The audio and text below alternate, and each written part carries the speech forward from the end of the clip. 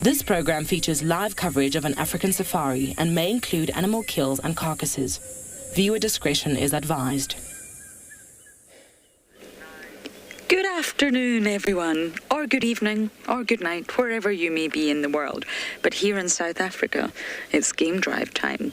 Sunset Safari is about to commence, and we are surrounded by animals here on quarantine, and it is just wonderful. What a perfect way to start the day. And we are here in Djuma Private Game Reserve, but of course, we're going to be coming to you live from many different locations in South Africa, all with unique things to offer and show you. Ah, look at that kudu bull, isn't he just magnificent? So I'm excited, I hope you are excited. Jump on board, it's that time for your live bumble through the bush.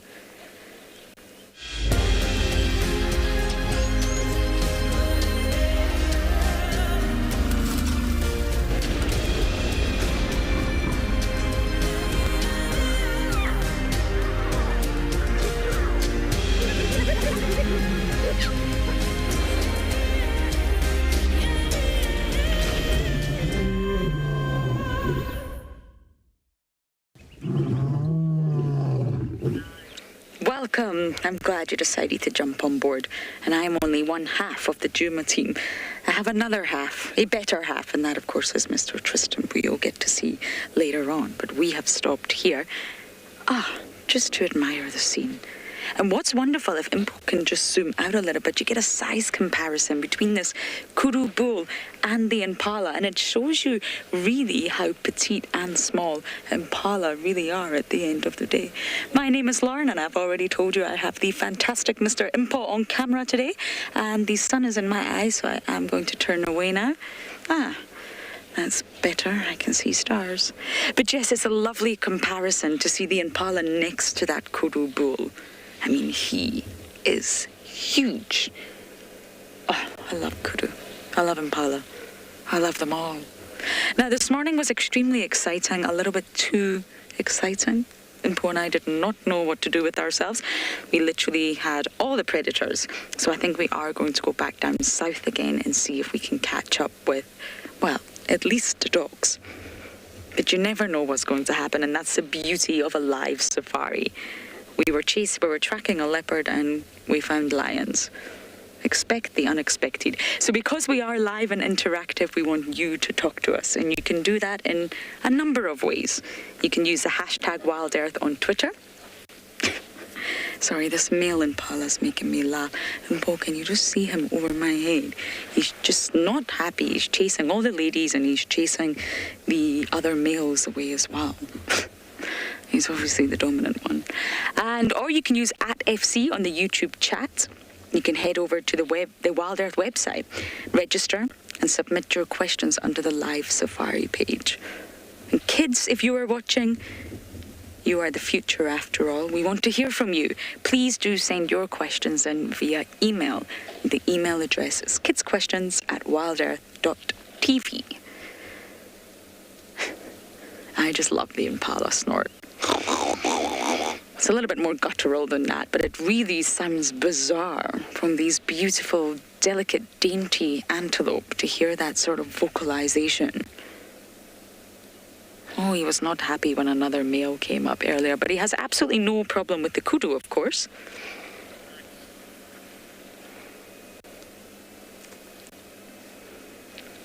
Sani, you are saying kudus are your favorite. I want to say me too. But then I have so many favorites. I find it so hard to pick a favorite. But kudus are definitely up there. They are just magnificent. I think we should probably go back to this bull. Let's have another look at him. I mean, those horns. But he is substantial. He's a really big animal, and that's quite a takedown. For any predator who does decide they're going to put a male or a kudu bull on their menu, that's quite a choice. And you can see he's got that hump on his back as well. And kudu are the largest antelope that we get here in the lowveld. But the eland, they are the biggest of them all, but we don't get them here, I'm afraid. We used to see them from the Masai Mara, but not here in the Sabi Sands. Kudu are way more attractive anyway.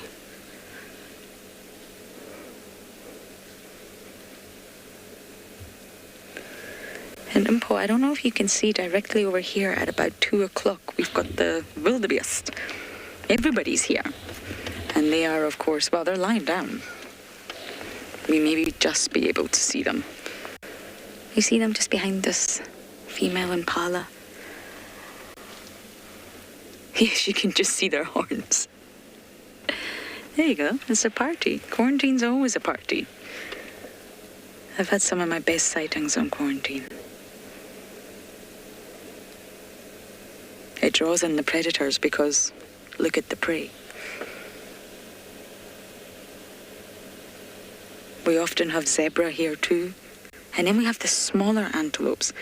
Always have steenbok, sometimes duiker. So it's a feast for everyone.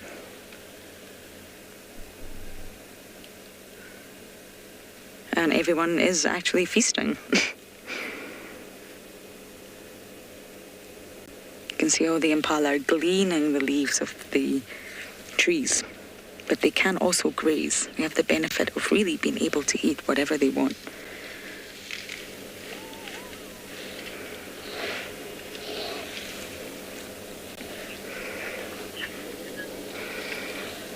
Okay, what a glorious start to a glorious day. And on that note, let's take a look at the weather across all our locations.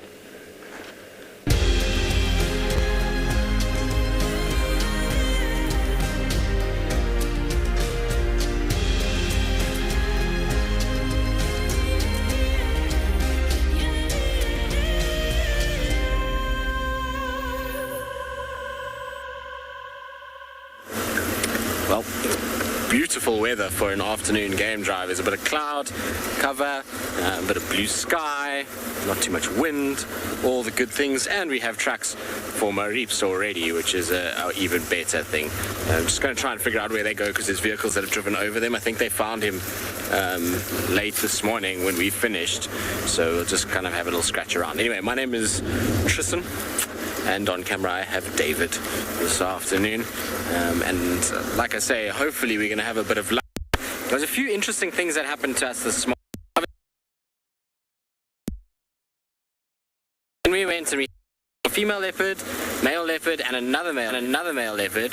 And then I think, like I say, I'm 90% sure that I bumped a leopard in the block because I was walking and all of a sudden I just heard this running thumping next to me, and I just saw this blur of kind of goldy orange, and it wasn't an impala because I checked very, very carefully and it was quite low to the ground, so I don't know anything else that it could have been, and it was on leopard tracks that I was following, but we couldn't find it anywhere, so I don't know if it was Tavangumi or Tingana, but it was up in that corner. So if we don't have much luck here, then we'll go back to that. But what I want to do is just check that the Reeps hasn't gone back into Torchwood, and just double check if he's kind of still around. I'm, like I say, almost sure this is him. Small male track section has to be him. He is not a cat that likes to move around too much from the afternoon. He normally is kind of somewhere close by, so we're just going to have to do a bit of work and hopefully we'll eventually pick him up. So lots to look forward to. I'm sure Tundi might be around. We might be able to get her at some point. So yeah, good afternoon, I think. Good prospects. And David is slowly but surely falling in love with Mareeps, aren't you, David? So much.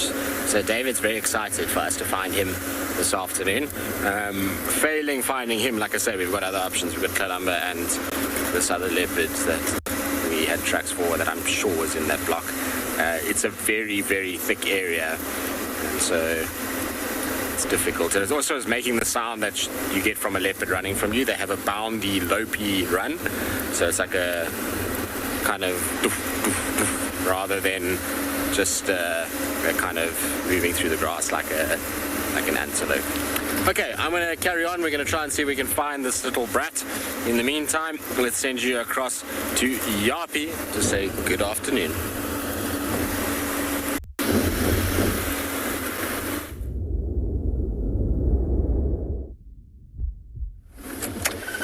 Good afternoon and welcome to And Beyond Ngala, where we've just dropped down into the riverbed and we can see a nice big elephant far off in the distance.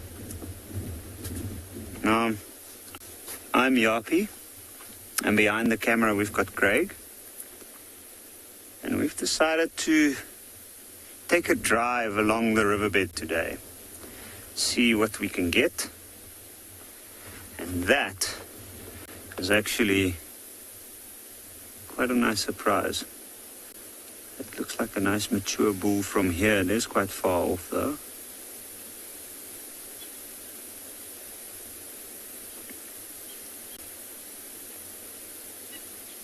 In the way that all we can see is feeding there, and he's just moved from one position to another one quite nearby. I think he's very relaxed and probably just down here to feed. But for an elephant bull, it's always a dual purpose of the course that they take. In this case, this riverbed has been so full of elephant activity that I'm pretty sure he is also just taking note of the signs of the herds that's moved through the area, as well as maybe looking for some water. I thought I saw earlier that it looked like his trunk was a little bit wet.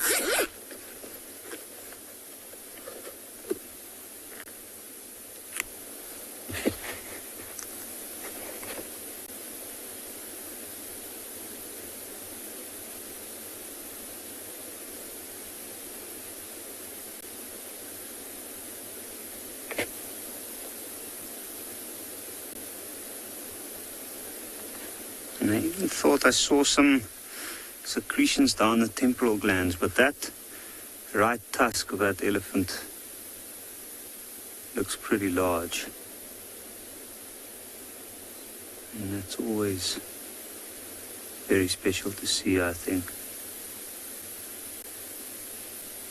Now, I doubt he might go up onto the bank for now.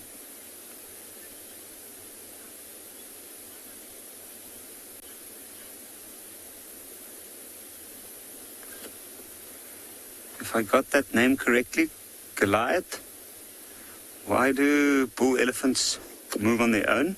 A mature bull like this, there is a chance that this one might be in must, and in that case, other elephants steer clear of him just because.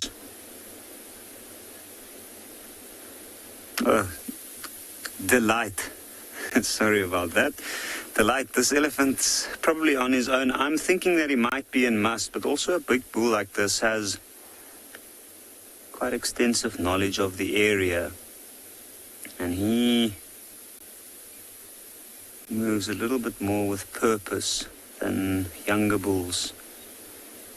He'll be looking for herds with females that might be in heat.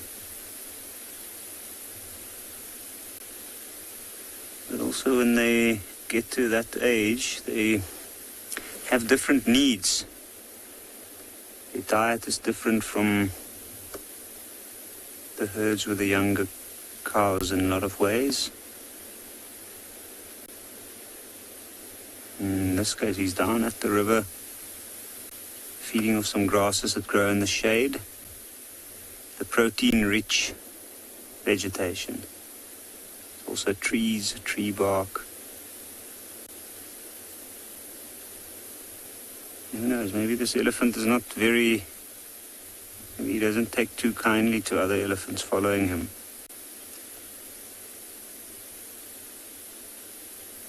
But they become a little bit unmanageable, and once they reach a certain age, the young elephant bulls slowly start moving away from the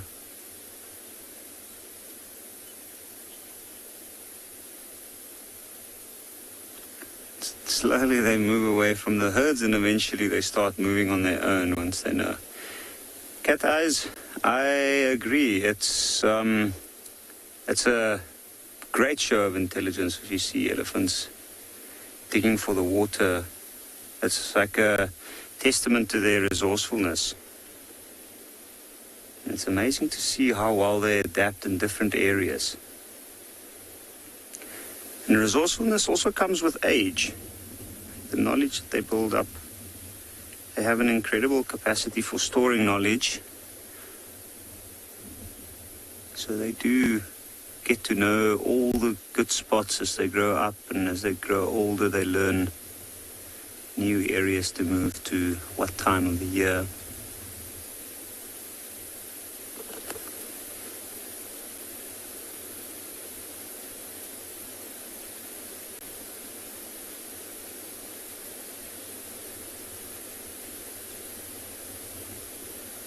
And he looks like he's trying to break a branch off that tree there, but there's also some grasses there that he's been feeding off, so I don't think he's looking for something in particular. I think he's just moving along and feeding.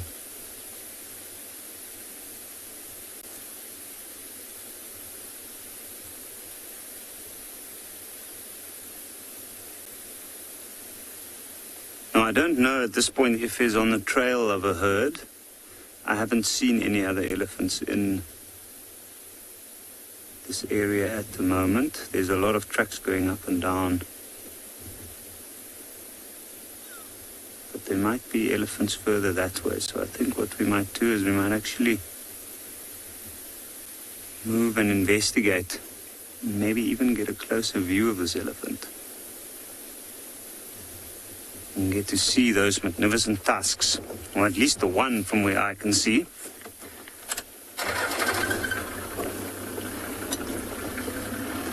So, elephant bulls with very large tusks is actually not a common sight, and it's always exciting to see in these parts.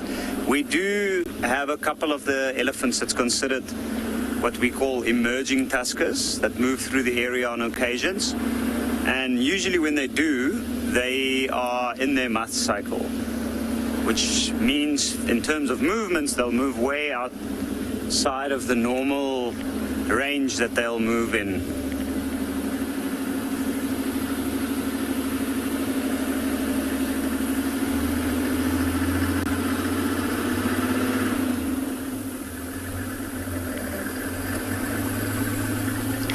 Now, as we're driving, I can see a lot of elephant tracks crossing the riverbed everywhere. And it's actually also quite hot at the moment. And I can see that his ears is constantly flapping.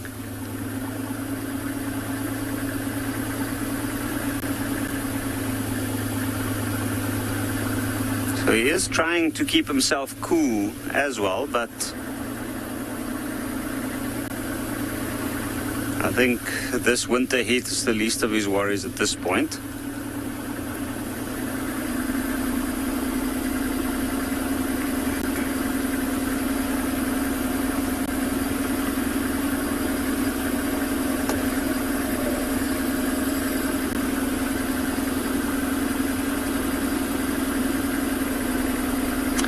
Now,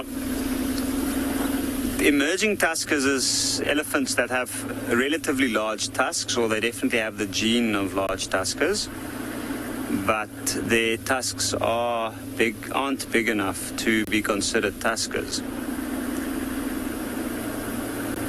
And usually an elephant, usually towards the end of his prime, that's when the teeth starts going into a growth spurt, which is actually very interesting. So you often see elephants at about 40 to 45, and they've got decent tusks, but they're not quite there yet. And then you see them about 10 years later and their tusks are huge. So I think we'll stay with him a little while and see what he does.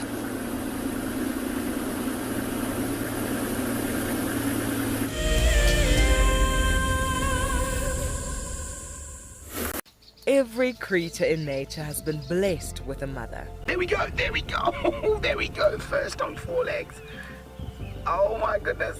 For most African mammals, motherhood starts by giving birth, surrounded by danger.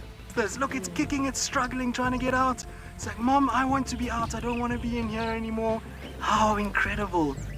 Babies need constant attention from their mothers as they explore the world around them. As that little buffalo takes its very first steps in what can be a fairly cruel world out here for a young herbivore. Accidents are bound to happen, but a mother's love and sympathy provides comfort. Oh, careful, careful, careful. Oh no. Oh, it's okay, little one. If you want to find out more, then sign up to be an explorer and join Tristan and Lauren at the fire on Sunday the 9th of May to celebrate our wild mothers and the countless difficulties they overcome. Across southern and East Africa, the Endangered Wildlife Trust works tirelessly to save species, protect critical habitats, and benefit people.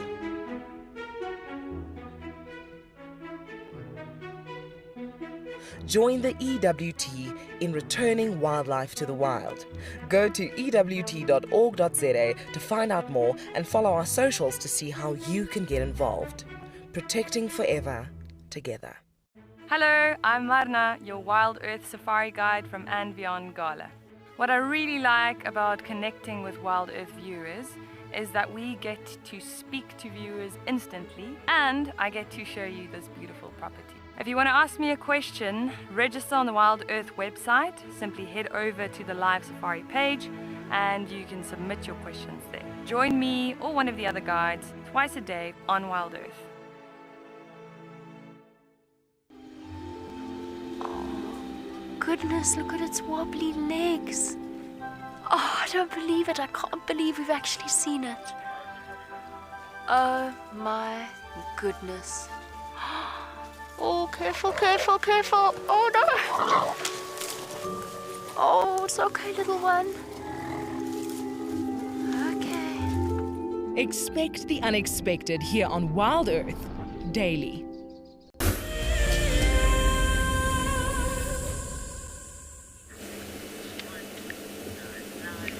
It seems the elephants really have returned to Djuma.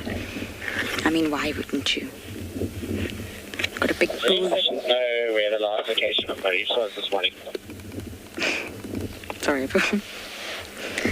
Never fails. So this is a lone bull, and we were actually admiring a water monitor lizard, and then this bull just appeared out of nowhere to have a drink.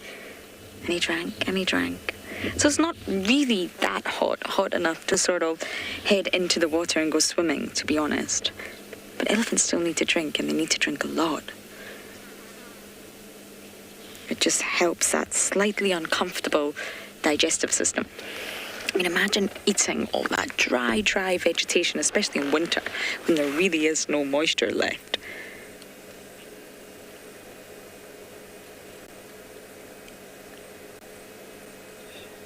Impo, I think I'm going to reverse, because he's going to go right behind this vehicle. And I don't want to lose him. Let's see if we can just reverse along the dam wall.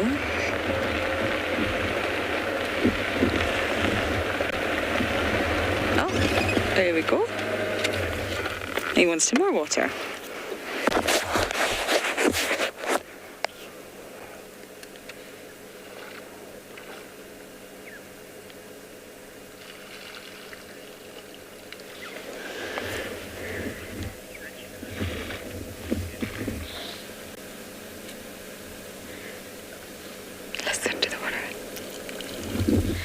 I didn't catch that name, but with regards to bachelor herds, yes, elephants do. And it's normally youngsters, when they first leave the herd, they will sort of form bachelor herds. So they've been ousted from their herds and they're young. They probably haven't really, truly established enough knowledge yet to be entirely nomadic. And sometimes an older bull will spend time with young bachelors, and this is pivotal and key to a young bull's survival, because that older bull, that older gentleman, can really pass a lot of knowledge down to these bulls. And because there's such a vast difference between the sexes of elephants, between males and females, it really helps these young bulls who just moments ago had a herd, lived the herd life, and had females looking after them and scolding them, and then all of a sudden they're on their own and they're just with a group of guys, a group of bachelors. So these older sort of gentlemen, these older bulls can spend time with the younger ones, and this really, really assists them in learning how to sort of be a bull, if you like, because they become really, really boisterous and slightly hormonal once that first bout of must kicks in at roughly about 18 years.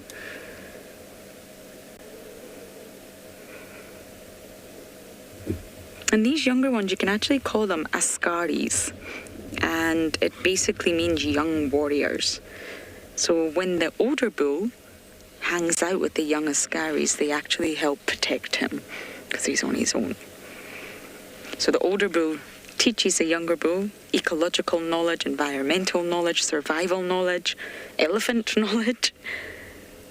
And then, of course, the younger bulls, known as askaris, will help protect that older bull. Because he's older, so they'll offer him all sorts of defense. But once a bull is older and ready to mate, and they get the real proper must, full must at around 25 years, they will sort of start to become more nomadic because it becomes competitive. You really are ready to reproduce, and lots of physiological changes are happening. So if you are part of a bachelor herd, most likely at that stage you will become nomadic and not territorial at all.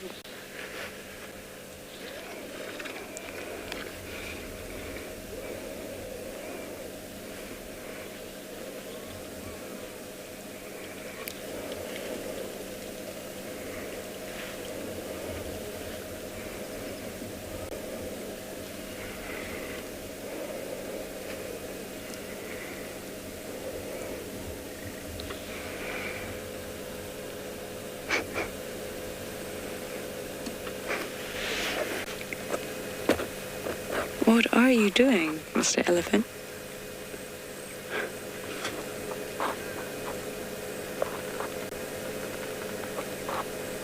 We're drinking and we're splashing.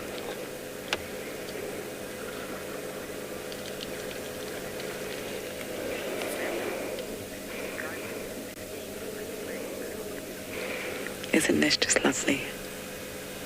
my favourite dam to see elephants, so I'm going to sit here a little bit longer, but you guys are going to head over to Pridelands, where Steve would like to say good afternoon.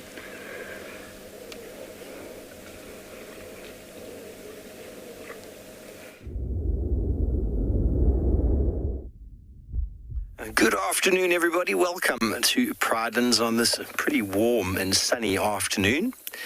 It is a wonderful day nonetheless, and we have decided to just head on down towards our favourite dam, Leopard Dam. And we're going to do a little bit of a roundabout loop this afternoon, looking at trees, all things trees, and do a little bit of education on leaf structures and all that sort of thing, so that everybody fully understands how to identify leaf, how to identify trees, and what to look for. My name is Steve, joined by Gert on camera, and as always, very excited to have you with us. But a lovely moment to just reflect on the water. Water is the currency of life, and a wonderful area to look for animals. And I often find when we come out to look for plants, it's often when the big fellows and the small critters come out and say good day. So please do send any questions through that you might have for us here at Pridelands, any comments as well. And if you are interested in trees, get your notebook ready, and we'll be delving into the differences in the different leaves, and maybe even go as far as to identify trees themselves. But it's quite nice to ID trees, to figure out the leaf structure, so as to figure out exactly who they are. I know sometimes it can sound a little bit complicated, but it is a very simple system.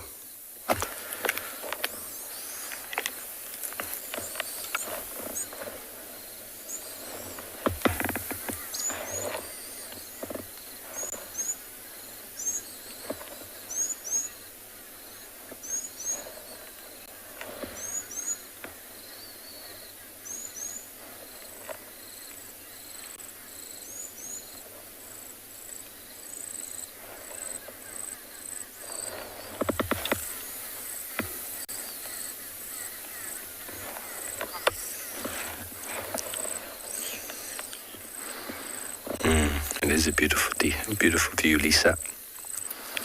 Being nice and low down at water level, right down where the animals come to drink. This is an area the elephants and buffalo often come right to the spot to drink, so we've got to keep our wits about us. The wind is coming from behind us, so if any animals did come from behind us, they wouldn't be smelling us this side, but on the other side they would. But we'll be moving around, keeping our attention to the conditions, and see what we can find. A number of different tree species we can detail this afternoon.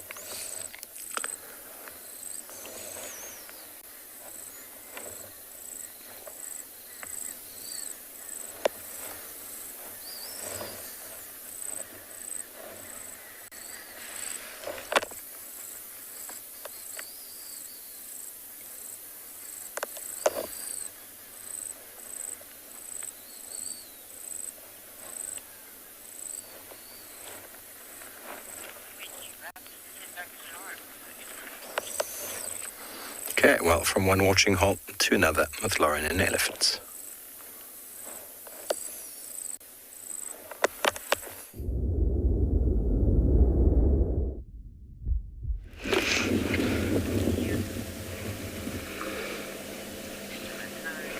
He's still here. He's still at Treehouse Dam, drinking, splashing, entertaining himself.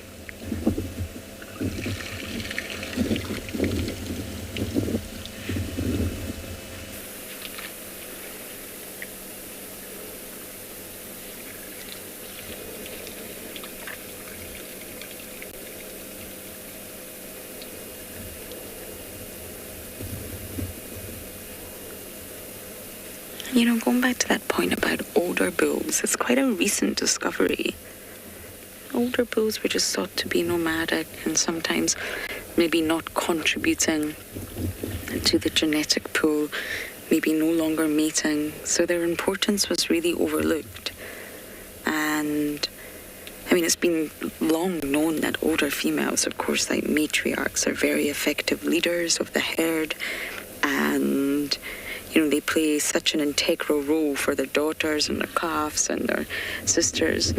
But really, the fact that older males also have an important role to play in the survival of the species by passing on the skills and knowledge to the younger males is a fairly sort of recent study.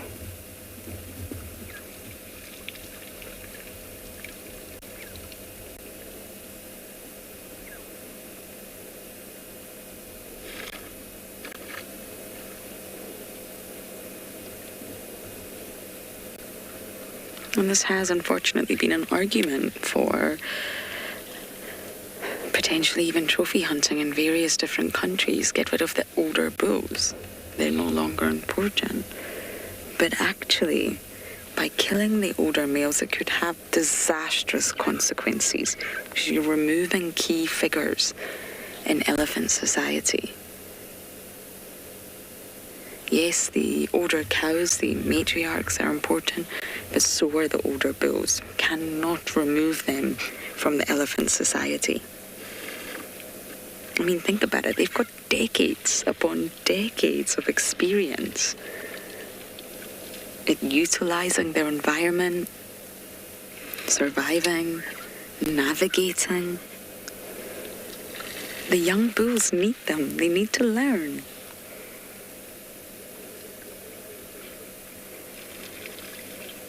And it's also thought that the young bulls seek out these older bulls because they need their sort of heightened social and ecological knowledge. So these young Askaris need these older bulls and actually seek them out.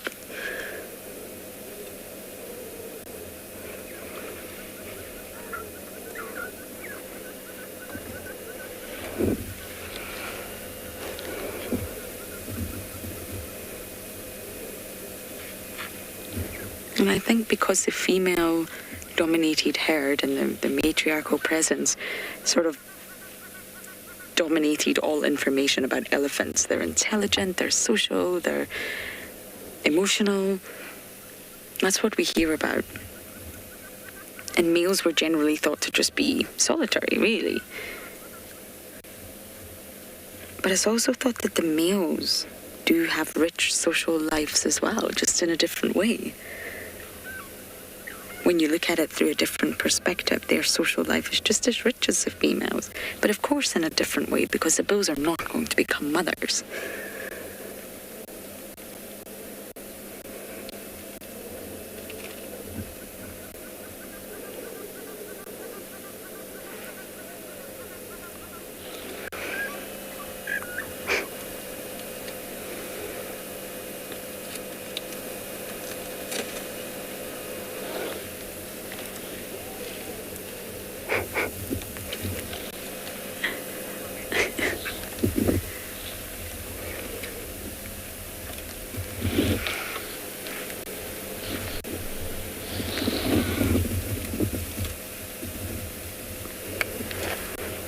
And one more time with that name, someone is saying they love the shape of their ears.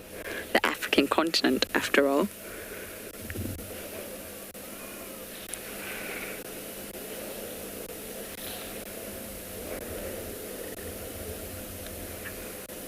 Oh, the same as my cameraman. Impo! Was that you, Impo? Are you on your phone commenting during drive? It's very naughty. Of course it's not, but yes. And their ears are really huge, much larger than Asian elephants. And it's said to be the shape of the African continent, which it really does look like sometimes.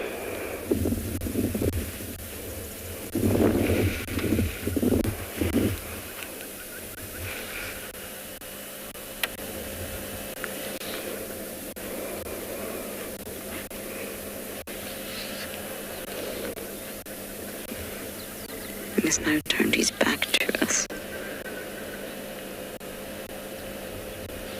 The vegetation around a water body will still probably contain a little bit more moisture than the vegetation maybe the top of a container and very far away from a water body. So during winter, especially like a winter what we're having right now, the elephants will thrive around areas where there's still water.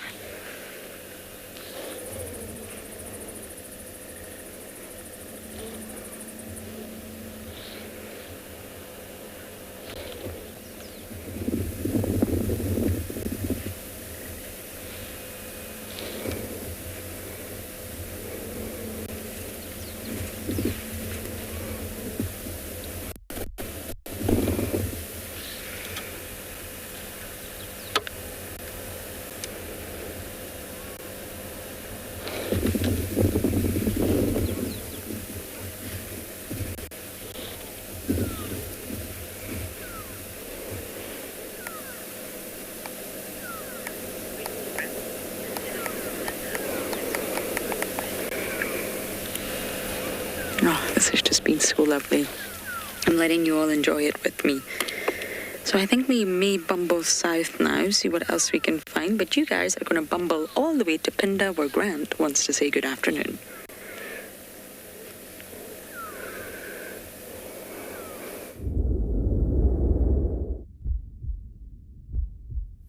And a very good afternoon to all of you, coming to you from and beyond Pinda Private Game Reserve, where it is a very warm afternoon.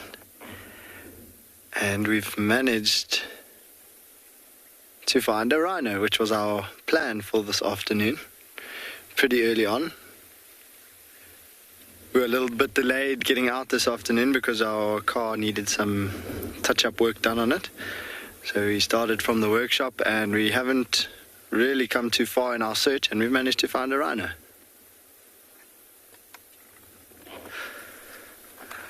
My name is Grant, and behind the camera we have Odie. And yeah, again, very warm welcome to Pinda. It's about 28 degrees here at the moment.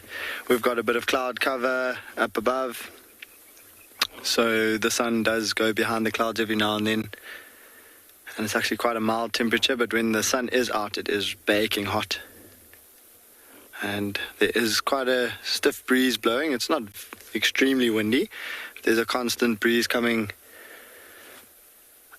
from the sort of southeast. And if you look around this rhino, it is a white rhino.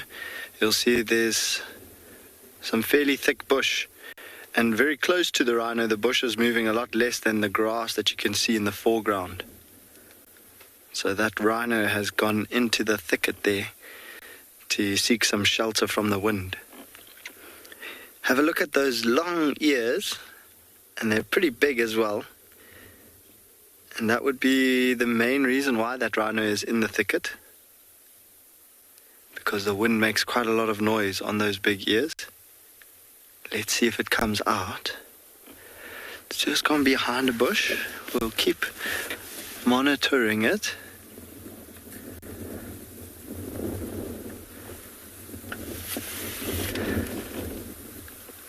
But it may have gone deeper in there. So yeah, that rhino has gone into the thickets to get out of this wind. The wind dries their eyes out, but it makes quite a lot of noise on their ears, and so they just prefer to be in a spot that's slightly out of the wind. What I'm going to do is I'm just going to go forward for us a little bit and see if we can get another look at this rhino. Whilst we try to see if we can get another look at this rhino, I'll send you across to Deirdre, who also wants to say hello.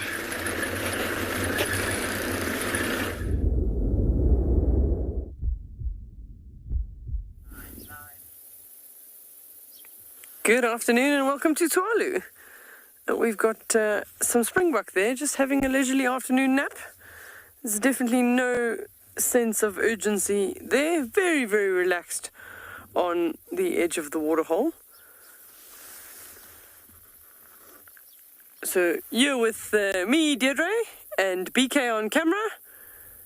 And we have a plan for lions, but we have no idea where to start. So we're just going to keep looking with all the tracks on there, and we'll see how we go. And certainly by the reaction of those springbuck, the lions are not at this pan today. This is one of their favorites, but not today.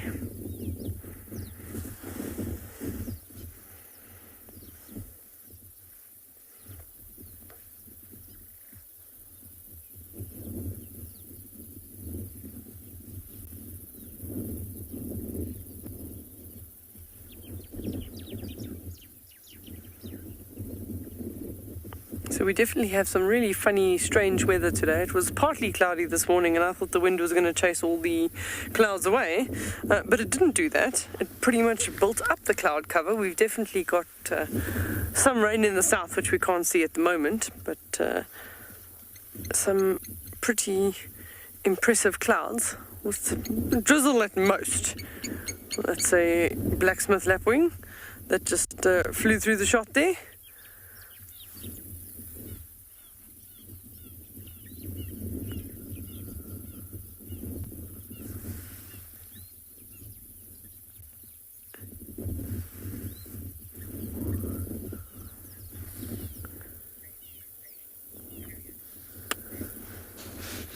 Daniela is asking the question, do all antelope species have the same gestation period?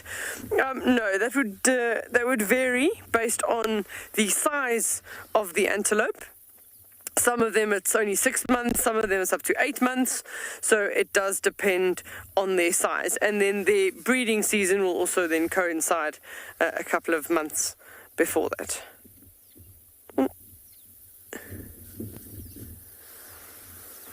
That one lying on the left that was just scratching its face is one of last year's youngsters, one of the lambs from the previous season. Doesn't have very large horns, so less than 6 months old. A nice big male standing at the back there, and then looks like two females down in the front there, quite far away at this stage.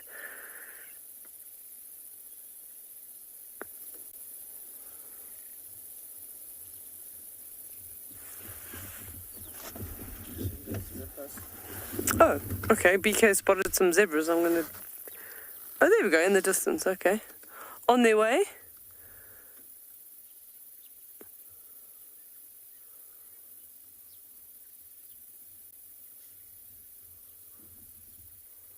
That's just a plains zebra. We've always got to look carefully because we have both species. We've got the Hartman's mountain zebra as well as the plains zebra. So it always pays to look out quickly.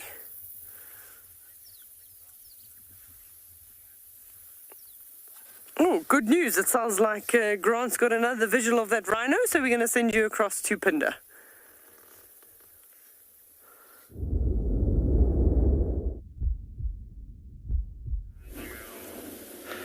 We have indeed, from those grazing zebras back to the grazing white rhino. We've looped around to the next road, and this big bull is walking straight towards us. And on our way, well, when we stopped to look for the big bull, we actually have seen a cow with a very small calf off to the right. And she can definitely sense that bull. She's facing straight in the direction of the bull. And her little calf is behind her. You can't see it at the moment, but we're just going to be patient. And we'll see if we get another look at the calf. I honestly thought it was a little warthog standing next to the mom. It looks exactly like a little warthog. Well, it looks like a big warthog.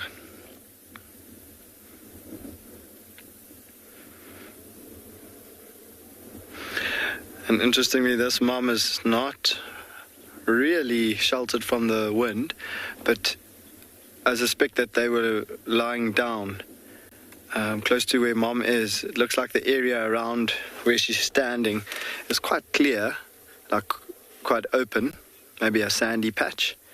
And I think her and the calf were lying down there with just a bit of protection from that bush just behind her.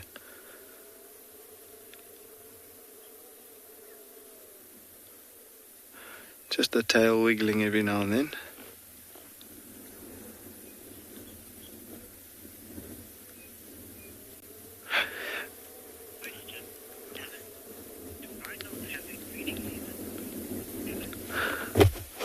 So Dylan is asking if rhinos have a breeding season, and they don't have a specific season. There you might see the calf. Look at the calf just sticking out behind her bum. That's the calf. Look at it. It's tiny. Dylan, they don't have a specific breeding season. If you think of something like a wildebeest or an impala, breed mostly in calf. Breed mostly so give birth in the summer months when the food is the most abundant. Because they are bulk grazers, there's usually quite a lot of food available that they can feed on, and so they don't have a specific season, but they definitely peak, and we see a lot more calves going into the summer months. But you must remember that their gestation is more than a year. It's about 16 months. And so it's quite difficult for them to... There's the calf, look at it. Oh my word. And there is, as usual, a fork-tailed drongo flying around them. This is amazing. And she's actually heading in the direction of that big bull. Oh, and they're also heading towards an impala ram. And so with their 16-month-long gestation, timing it isn't really possible because they come into estrus at completely random times.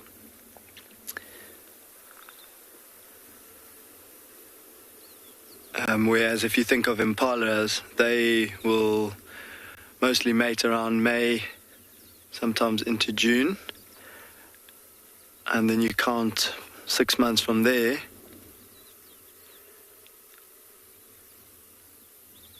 And November, late November, like mid-November into December, they're giving birth. Okay, the bull is trotting towards the cow now. Let's see what happens. Let's see what happens here. Look. The bull is now coming straight towards the cow. And that cow will defend her calf. It's quite tough to see over the long grass. While they're face to face, I'm just going to go forward a little bit. I think we might get a better view. I hope we don't disturb them.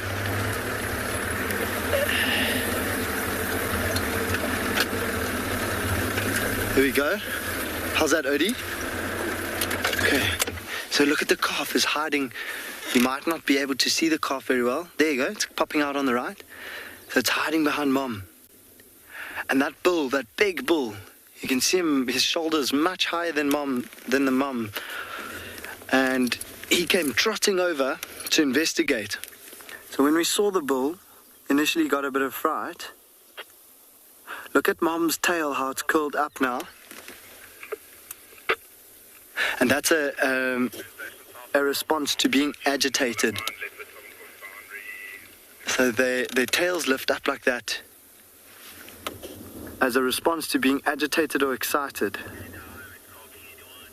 So you can imagine having a big 3-ton rhino bull trotting towards you must be quite intimidating, especially if you've got a tiny little calf like that.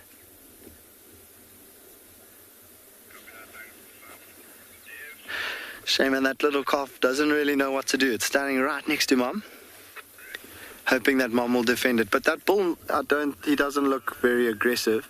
I think what I was saying is when we first found him, he got a bit of a fright. And he stopped and he stared at us. And that's when we got that initial view of him. And he was basically frozen, just watching us, trying to decide, are we dangerous? Are we a threat? Are we maybe another rhino? But once he'd realized we were just another vehicle, we didn't mean any harm to him, he carried on his business, and he did like a little bit of a scent mark as we were moving around. And the scent marking is patrolling his territory, making sure that there's no intruding bulls. So as soon as he saw this cow, he maybe suspected that it was another bull, and so he came charging in to investigate. But then realized it was a cow with a small calf, and it's not a direct threat to his territory.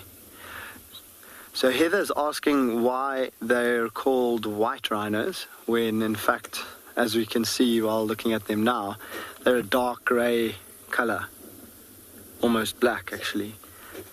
And it comes from a long time ago where we've got quite a nice view now of that bull. If you look at his mouth underneath that horn, he's got quite a flat mouth, and if you look at him head on, he's actually got a very square-shaped lip, very flat. You can imagine for trying to get at very short grass. Of course, now it's not a major concern needing to get to short grass. There's long grass everywhere. But sometimes they need to get to the bottom parts of the grass, and so they need to be able to have a flat lip so that they can reach that short grass. And so the Dutch settlers, when they first came to Africa, they described the white rhino as a wit mond renoster, and wit translating to wide in English, and mond translating to mouth. So it was a wide mouth rhinoceros, and that sort of got lost in translation through the mispronunciation or inability to pronounce vate, and so it became white. And it's not anything really to do with their color, because black and white rhinos both appear to be the same color certain times of the year, depending on what color the mud is in the area that they're in.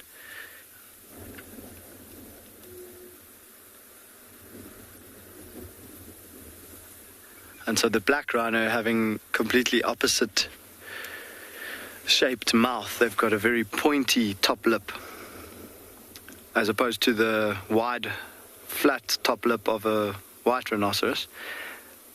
And so they were actually named a hook-lipped rhinoceros, but then became the opposite to white. So those are actually common or slang names. We should actually refer to them as the wide-mouthed rhinoceros or square-lipped rhinoceros and the hook-lipped rhinoceros. Those are the correct names. So it seems like they're settling down now, for now, but we're going to stick with them for a little bit longer and just see if anything more happens here.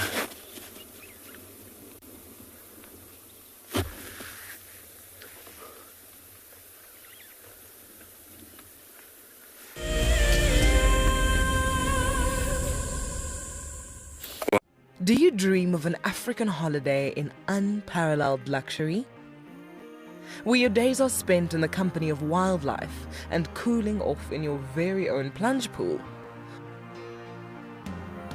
Well, this month's prize may be the one for you. Expertly camouflaged into the unspoiled environment of the world-famed Sabi Sand Game Reserve, it's hard not to fall in love with Simbambili. Sign up to be a Wild Earth explorer before the end of May, and you and a friend could be jetting off to this ultimate escape from reality. A luxurious safari and spa getaway wrapped up in one impressive package.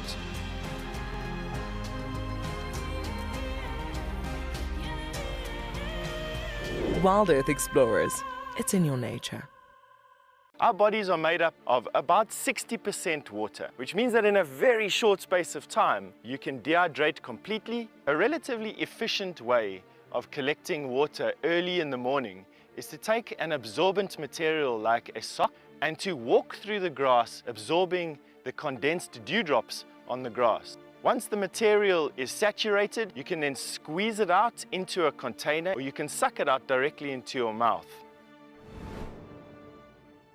I got into wildlife filmmaking because of a passion for nature and a notion that I could make a difference.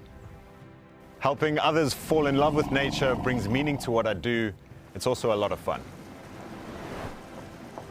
A couple of times per week, we receive some very heartfelt messages from viewers telling us about how Wild Earth has made a difference in their life, whether it's helped them through a difficult period or simply helped them to reconnect with nature. I think that's why we do what we do.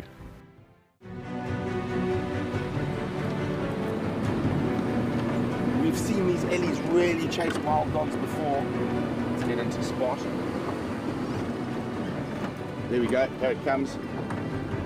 Look at that, isn't that amazing?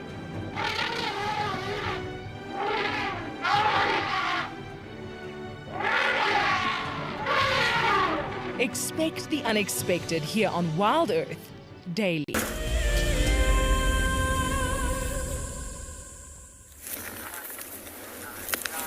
Welcome back, everybody, and well, we discussed the need or the fact that we're going to be talking about trees this afternoon. So we've just gone and done a little walk around and accumulated a number of branches, and we're going to delve into them one by one. This is something that we often do on the eco training courses, and something I did when I did my orientation for nature conservation diploma.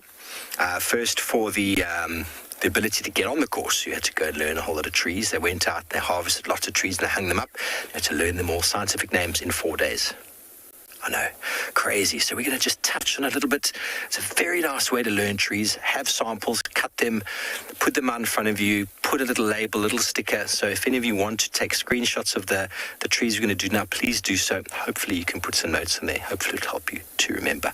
Okay, so we're going to start off all the way over here on the left. And whenever you harvest a tree, everybody, bear in mind when you harvest it, you need to get a sample. Now, sometimes of year there's no fruit. Sometimes of year there's no flower. And, well, you've just got to go with at least getting the leaf and the structure. The structure is how it is presented on the stem. If you came to me with just this leaf over here, we'd probably be able to help you, but it's not enough. Rather get a branch, then while you're in the place of getting it, take note of the habitat. Are you on water? Are you on a rock? And if you can get the growth form, sort of the size, the shape, does it look like a mushroom? Is it very spindly? Is it low to the ground? And maybe even a picture or description of the bark. Okay, very, very helpful. And last but not least, before you run away, when you get a leaf and you harvest it, just pluck off the end there and notice latex, yes or no. And if it is a yes, is it clear or is it milky? Now, in the case of this tree, there was no latex at all. But what can we notice about this leaf? First of all, how do I know that this is the leaf and not the entire branch that I've harvested? Now, I have spoken about this before, so let's go back down to the branch on the floor and get my little pointer. Go to the base of what you believe to be the leaf, and you'll see there's a little bulb over there, a little nodule, the base of each of them. That is the auxiliary bud. That might be an easier one to see over there. And that is the growth point. That is where the tree is growing. So if we go to the tip over here, the leaf grows there, and another leaf is going to spring out right there at that tip. Okay. Now, what else can we notice about this plant itself? We know that this is now a leaf. Very good. Okay, we notice that the top is very green. A little bit of insect damage. We turn it over, it's silver. Okay, so a very different coloration. The margin is smooth, pretty smooth. You'd be able to notice if it wasn't. And I don't feel any hairs on there. You might be able to look close in and have a look. Are hairs obvious? Not obvious? Not really. But another element to have a look at is how the base of this leaf is one side that way, this side is not very pronounced. Okay, that's a term known as obovate. Maybe this one will show it better. It's not symmetrical at the base, and that's a very, very good characteristic for this family of trees, and I did detail it quite a bit the other day. But what we've got is a simple leaf, not very hairy, not hairy at all. Dorsiventricle, which means that the top is green, the bottom is very, very different, and this is a way of preventing it from losing too much moisture. And this is one of our raisin trees, one of the grevias, and this, I believe, is the silver raisin. Okay, well, we're going to move on to our next plant shortly while we send you back over to Pinda and their rhino.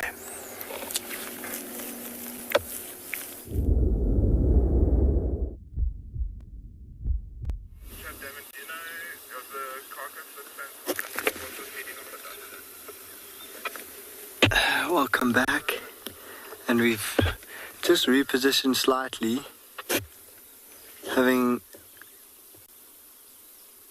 getting views of mom and the calf every now and then.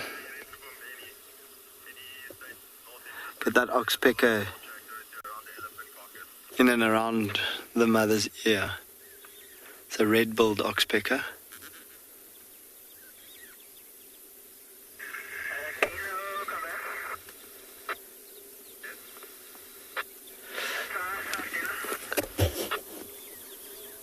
You'll see that ear that the oxpecker is going into. You might notice that little nick on the lower side of the ear. There's like a little triangular piece missing from her ear.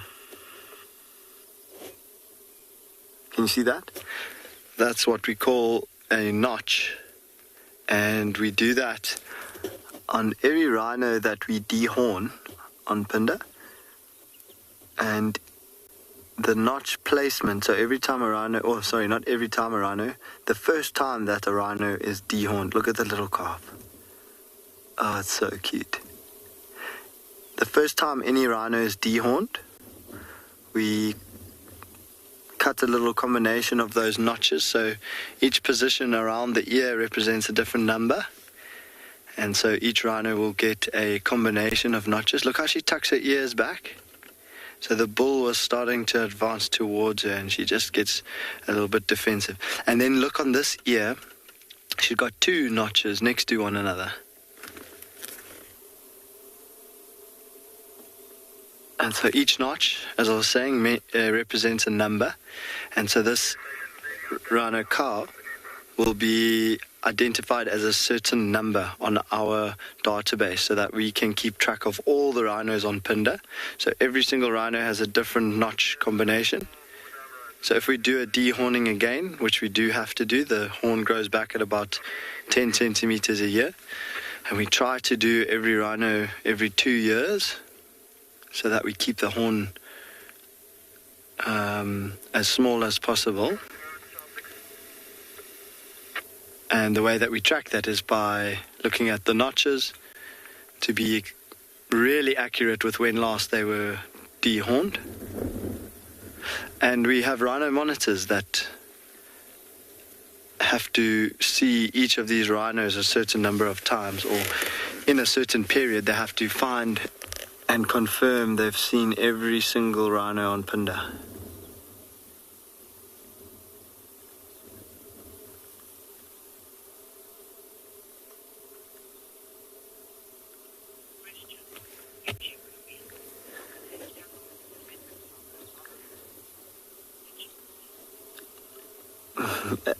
Gichigumi, I enjoy that name. It's an interesting one. Do they struggle to defend themselves? No, their size is their biggest asset when defending themselves from anything. And the horn would, of course, help them further to deter anything, but they still behave as if they've got a horn, so they will use their head and defend themselves as if they've got a horn, moving that head up and down and side to side to defend and deter anything that does try to come towards them. But white rhinos are quite timid, placid animals. They are not very aggressive, and if there is something threatening, they would prefer to move away as soon as they can. They're not ones to really stand their ground and fight. More especially the females, they'd rather move away and avoid any kind of confrontation.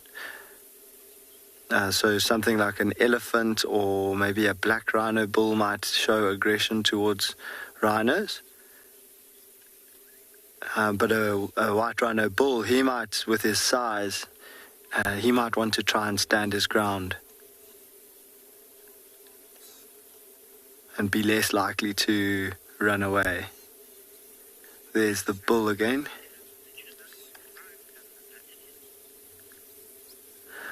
So we are still enjoying this scene with the rhinos, and Mom and the calf are moving back towards the road.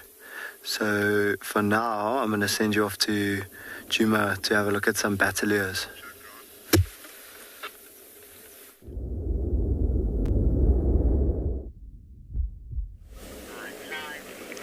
I think I have Mummy and Daddy Batelier here. It's actually very sweet.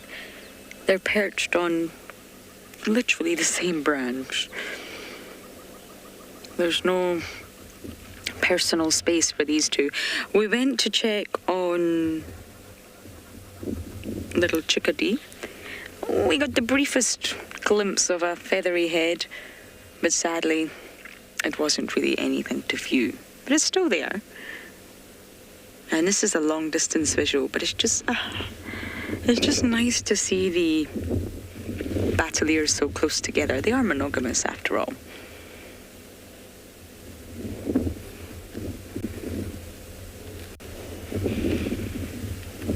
And mean, monogamy in birds, as we say all the time, just with monogamy in fish, it's very questionable.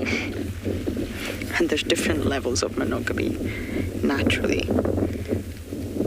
You can get pair bonds that last a lifetime, like the battle ears, where they really are monogamous. Or you get just monogamy for one social season, for one breeding season. And then you get social monogamy, where you are monogamous, but you're also not. You will take any opportunity that comes your way to meet another member of the opposite sex. And I mean, battle ears only lay one egg at a time. And this is because more parental care from both parents can be invested per offspring, resulting in a greater chance of survival. So it's easier to look after one chick than it is to look after 5 chicks. So both the mother and the father are completely invested in looking after this one little chick. And for battle ears, it's said that both parents put equal amounts of care into the young. In different ways, yes, but they still put equal amounts of sort of parental investment. And normally breeding failures for battle ears are due to predation or just a failure from the female to lay an egg. Otherwise, they have quite a high success rate. I think they're canoodling up here.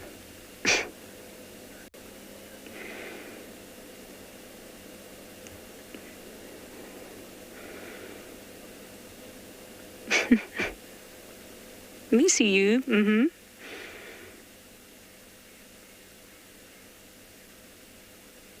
Is it just one? No, there's definitely 2. Yes. I thought I was going crazy there. And you can see the 2 wings. There you go. There's a comparison between the 2 sexes.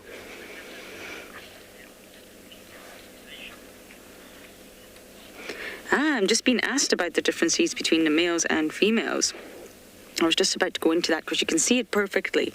You can see the one in the front, it's left wing, whereas you can see the one behind, it's right wing. So you're getting a look at both wings and you'll notice that they're completely different. The female is behind. So you can see her right wing and it's got that extra band at the bottom of sort of silvery grey feathers.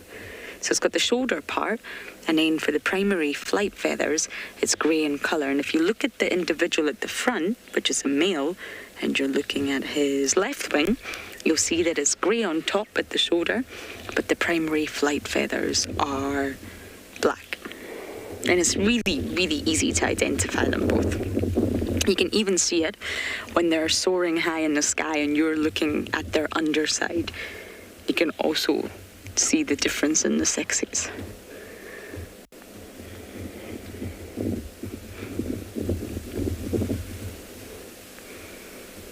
I've really, really started to appreciate battle ears more and more. I think they are just fantastic.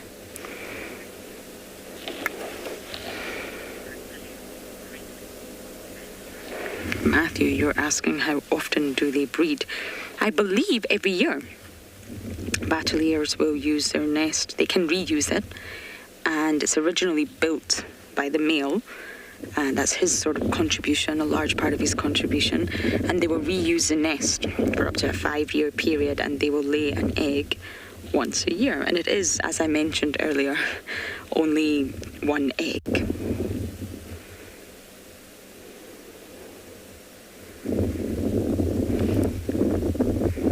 It has an incubation period of 55 days. And then, of course, the chick hatches, and then there's a lot of parental care, and then roll around the next season where they're ready to have their next chick.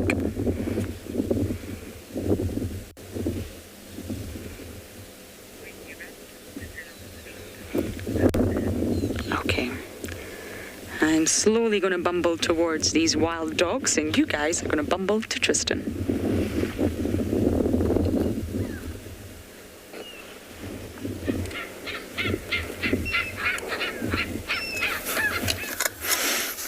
We haven't had any luck ourselves, so I hope Lauren has more luck with the dogs than we do. David's busy throwing macadamia nuts at me. David, why are you throwing nuts at me? I didn't. No, the evidence says contrary. There's a macadamia nut that was on my shoulder, David. Anyway, we have a buffalo that has an equally irritating friend, which is an oxpecker that also is clambering all over its shoulder and pecking at its ears. It's like having David on its back, kind of milling about. But this buffalo has been hanging around. It's a lone bull that's kind of been in the area. I'm surprised, actually, that the lions haven't had more of a crack at it. I wonder if this is the one that got chased last night, because he was hanging around quarantine. And there was a buffalo that was chased by the Talamatis last night through the dam. And if he had to keep running, which I'm sure he did for a while, he would end up here at Buffelshoek Dam. So that would make a bit of sense, I would imagine. But he seems like he's very happy with life. He's kind of parked himself off bottom in the water, chewing the cud, and just generally going about buffalo-y business, which is not very much at this time of the day. It's very pretty, though. It's a serene spot that he's chosen. Buffelshoek Dam is an absolute picture these days, with all the water that we've got in it, and kind of the area that he's chosen is just on the inflow, one of the inflows that we have. But you can see it's kind of very, very pretty kind of view over the water with the buffalo in the background and nice big skies. I feel like he's chosen a very pleasant spot in order to relax. Still crazy to think how deep this dam is at the moment, considering what it was. David and I were reminiscing about days with Hosanna here, where we used to drive around where that buffalo is now, and where that water is. You could drive the Land Rover around there. Now I think the Land Rover would probably be underwater in those sections. That's how high the water is in the dam at the moment, and will remain pretty high, I would imagine, for most of the winter. I don't think we're going to see our dams drying out this winter. It would require a real lack of rain for that to happen, quite late into the summer months. But I don't think so. I think we're going to see these all surviving the winter period. It'd be nice if our one-horned wonder survives his winter too. I think he's going to have a tough time unless he starts to latch onto one of these herds that's milling about.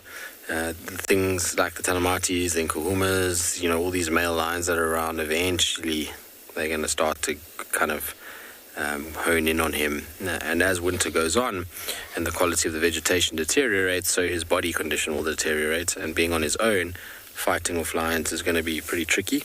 You're going to find a situation where he's going to get weaker and weaker, and therefore it's going to be harder for him to go about defending himself.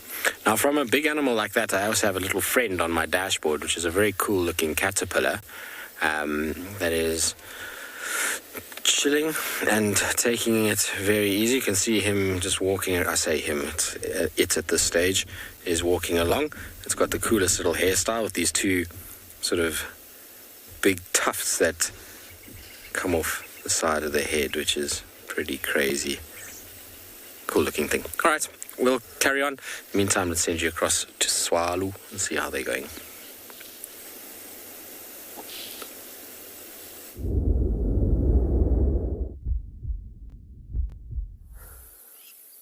So we haven't found much on a lion update, but we found some ground squirrels. He's very, very busy scratching around. There's more than one of them. Just looking for nice little grass seeds, fresh little roots. And you can see his little coat fluffed out like that. It is, the temperature's dropping. It's overcast, definitely rain on the horizon. So he's quite a cold little squirrel. So they raise their hair and then they trap the warm body heat in a little air pocket. That makes them look extra fluffy today.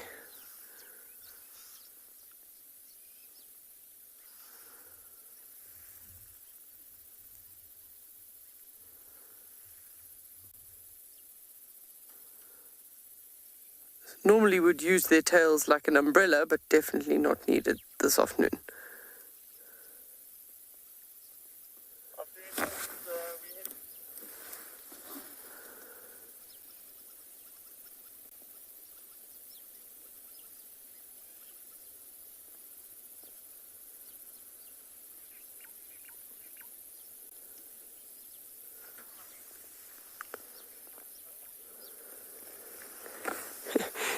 Debbie is commenting that they are so cute. They've actually got quite a few other little creatures around at their burrows at this stage. There's quite a few laughing doves and Cape turtle doves, if BK finds them. So everybody's out in the open clearing just looking for seeds and insects.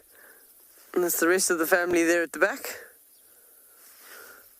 They've even got a crowned lapwing to the right.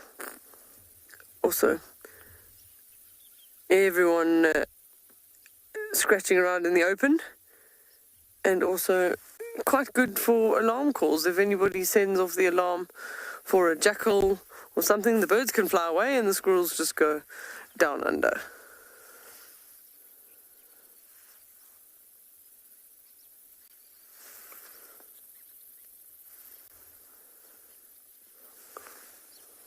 Normally crowned lapwings, you find them in pairs, but I can't see if there's another one of this in this area.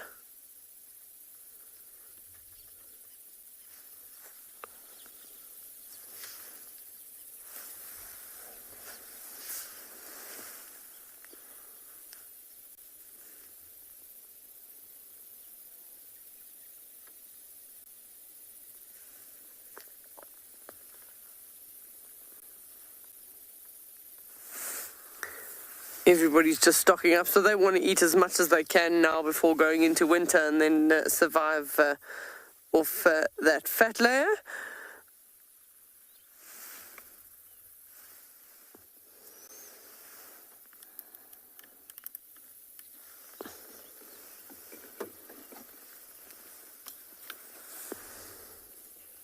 Deirdre, Meredith.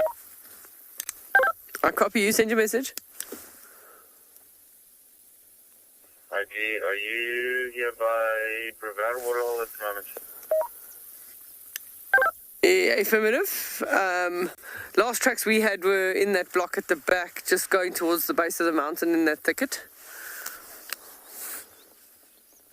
Okay, copy. I'm coming up onto Brevard now, just got your visual. So you said the design tracks, eh? Yeah, affirmative. Every creature in nature has been blessed with a mother. There we go, there we go, there we go, first on 4 legs. Oh my goodness. For most African mammals, motherhood starts by giving birth, surrounded by danger. Look, it's kicking, it's struggling, trying to get out. It's like, Mom, I want to be out, I don't want to be in here anymore. How incredible. Babies need constant attention from their mothers as they explore the world around them. As that little buffalo takes its very first steps in what can be a fairly cruel world out here for a young herbivore. Accidents are bound to happen, but a mother's love and sympathy provides comfort. Oh, careful, careful, careful. Oh, no. Oh, it's okay, little one. If you want to find out more, then sign up to be an explorer and join Tristan and Lauren at the fire on Sunday the 9th of May to celebrate our wild mothers and the countless difficulties they overcome. For many years, Wild Earth has taken viewers from around the world to the Mara Triangle, a place of majestic beauty and abundant wildlife. But it wasn't always like this. Before 2001, it was infested with poachers. Illegal harvesting and hunting was rife. Now the situation couldn't be more different. The hard work and dedication of the Mara Conservancy has revolutionized this magical land. But now, the loss of revenue from tourism has created a grave crisis. The Mara Conservancy needs help if they are to continue protecting the reserve and supporting the local communities whose livelihood depend on its survival.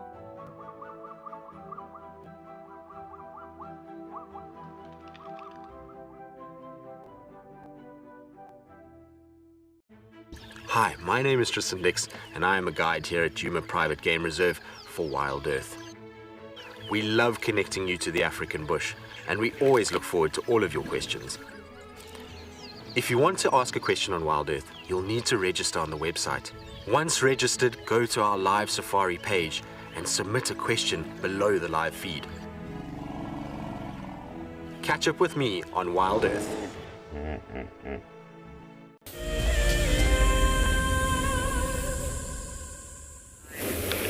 They say let sleeping dogs lie. And they do. They haven't moved. The Sands pack of wild dogs have not moved since this morning.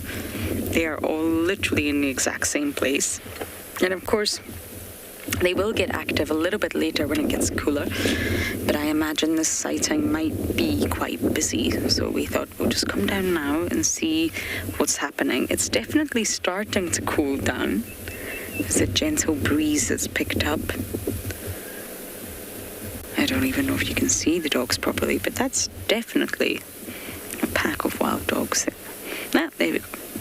They're moving their fluffs, their fluffy tails. So really, in the morning, once the dogs go down, generally speaking, that's them. You will find that they will normally be in the same spot that you had them, if not a little bit more into the shade if it's a really sunny day. It's always easy to relocate them. What's not easy is to follow them.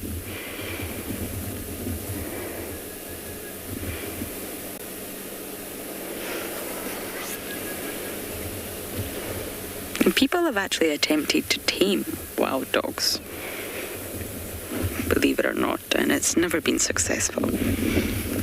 Although you can walk with them on foot and they're very habituated to the vehicles, overall they're quite distrusting of humans, as they should be. And really any other species outside of their own pack, they're distrusting. They don't like to be touched by humans. They really, really don't like it, and it's unlikely they ever will. So wild dogs, it's all in the name, really, have never been domesticated, but people have tried.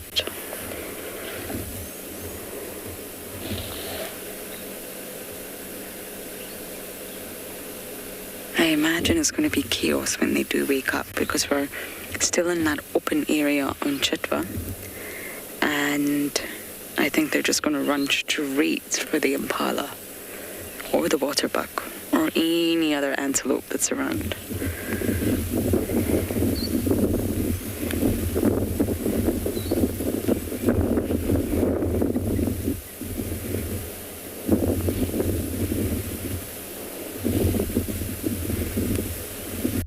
But as we sit here, it's a very peaceful scene.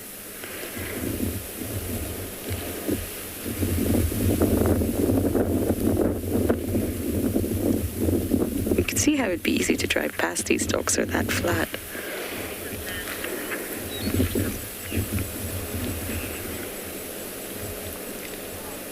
I didn't catch that name, but no, we have a few packs. The Pungwe pack's quite new to us, as in Wild Earth. Oh, the lapwing's gonna wake them up. How rude. And we get the Sands pack. We also get the Investic pack, the Hamilton pack, which is a really large pack of dogs. Davy and I once had an incredible sighting with the Hamilton pack down here. I think the numbers were 22, and they were going after an adult male waterbuck. So no, we get quite a few. There's a few new packs that have came in from the Mangaleti as well. But those are the main ones that we see.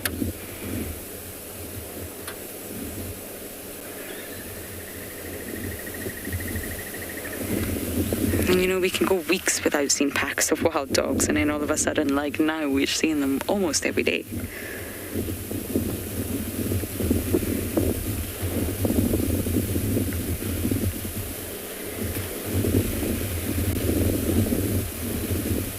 But the Pungwe pack, the first puppies that I've ever seen.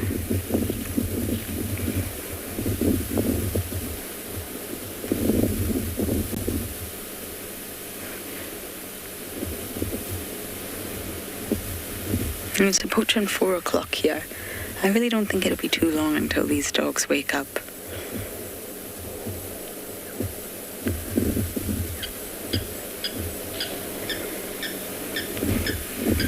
be ready. We'll be ready on Wendy. I'll be hydrated and make sure I've had my snacks.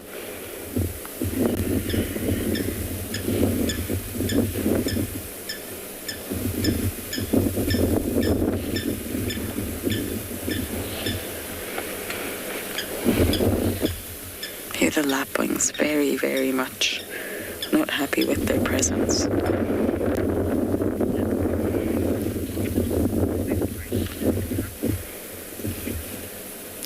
Clint, you're asking a wild dog success rate at hunting.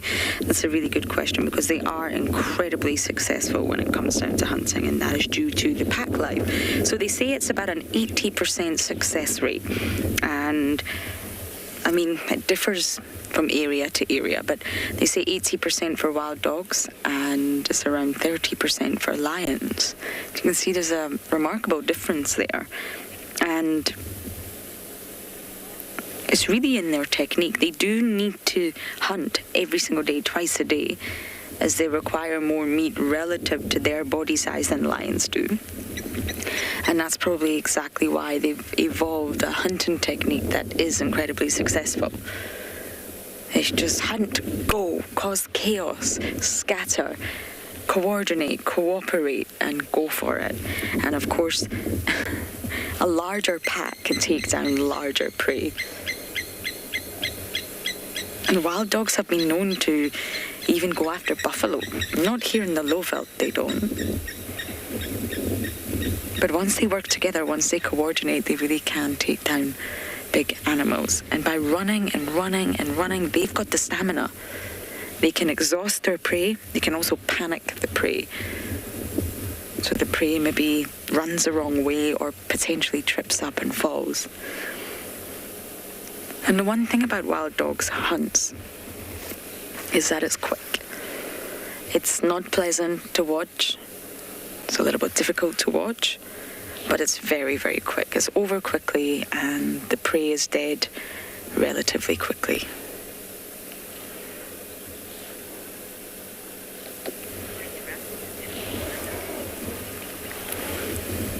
Okay, so we're going to stay here as long as we can. Hopefully the dogs get mobile soon, but for now we're going to send you across to Pinda.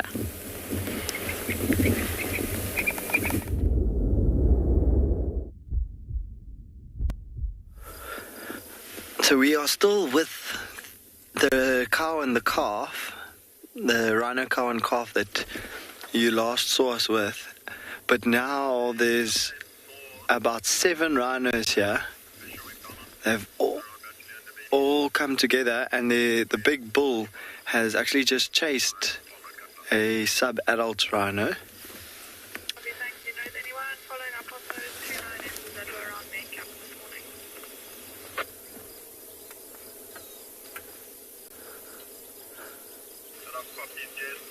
I know the lighting is a little bit difficult at the moment, and they're a little bit of a stalemate.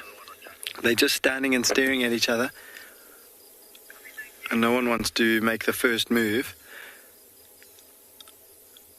So just out of your screen at the moment, to the left of those 3 that are standing side by side, is where the cow and the small calf are. And, oh, the bull is coming. A little bit more left, Odie.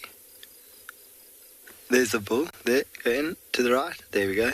So that's the bull, and he has just chased one of the sub-adults, which I would assume is a young bull.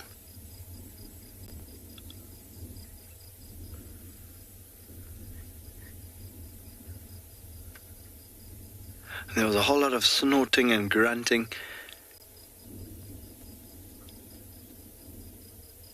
And now they've kind of taken a bit of a break, but none of them are feeding. So all their heads are down towards the ground, and they seem to be just smelling and listening intently. Remember, they've got tiny, tiny little eyes, and so their eyesight isn't very good, especially at a distance, but their eyes can pick up movement quite well. And they're all quite close to one another.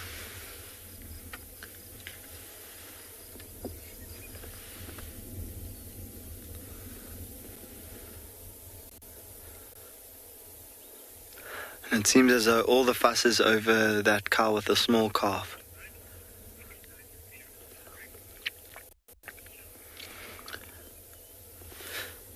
Flo, you're asking if rhino bulls recognize their offspring. So I think those, sorry, just to give you an idea of what's happening now, it looks as though the cow with the small calf and the bull are now nose to nose.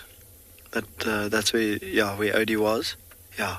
And you see the bull is acting quite submissively towards the cow. So tough to say, Flo, whether they actively or can identify their own calf. But certainly other rhinos, he will definitely recognize that cow.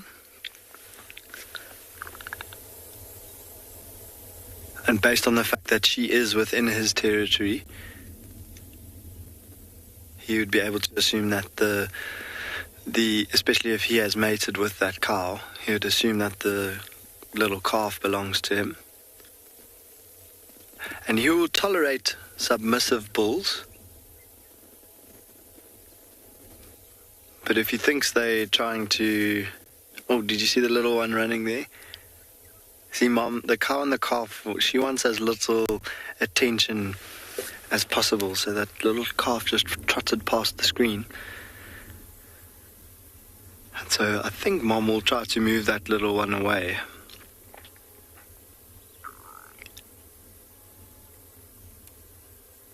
But the bull was chasing a young bull, and he might have just been putting it in its place. So as long as that young bull doesn't try to turn and stand his ground and compete with the big bull, then the bull he'll chase him, but when he realizes that the calf is not, that sub-adult is not being competitive, then he will lose interest. There's the little calf and the mom. So we've been waiting and waiting, just wanting to show you another look at them.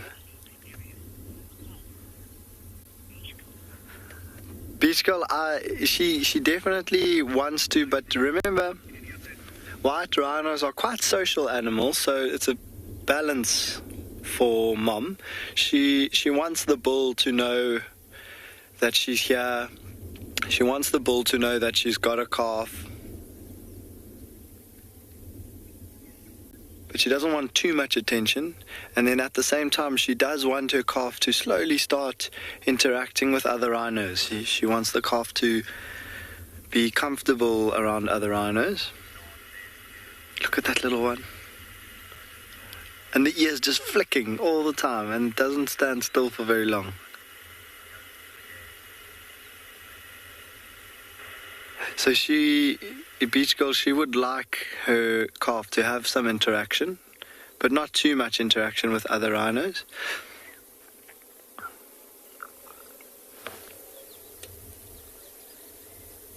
And so once she's decided that she's had enough and that her calf has had enough, then she will move away.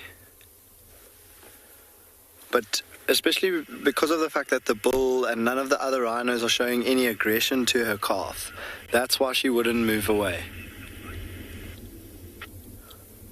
So Odie, if you go slowly to the right, see the bull, he's like standing his ground and he's just started moving towards the other four. There's 4 other rhinos. And it seems as though they're wanting to move closer to the cow and the calf. Maybe they're wanting to meet the calf or see the calf again if they have seen it before. But the bull has now wedged himself in between the 2 groups.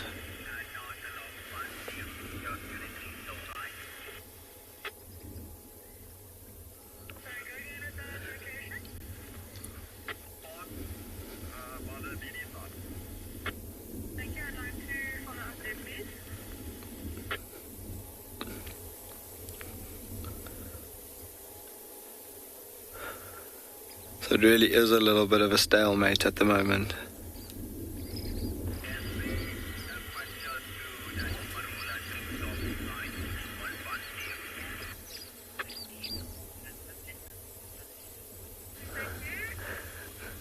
So I think until Mom moves away, we are really hoping to get a nice close shot of the little calf. If we realize that Mom is definitely going further away from the road, then I think we'll carry on. But for now, we're going to stick here, and I'm going to send you across to Steve and see what he's got.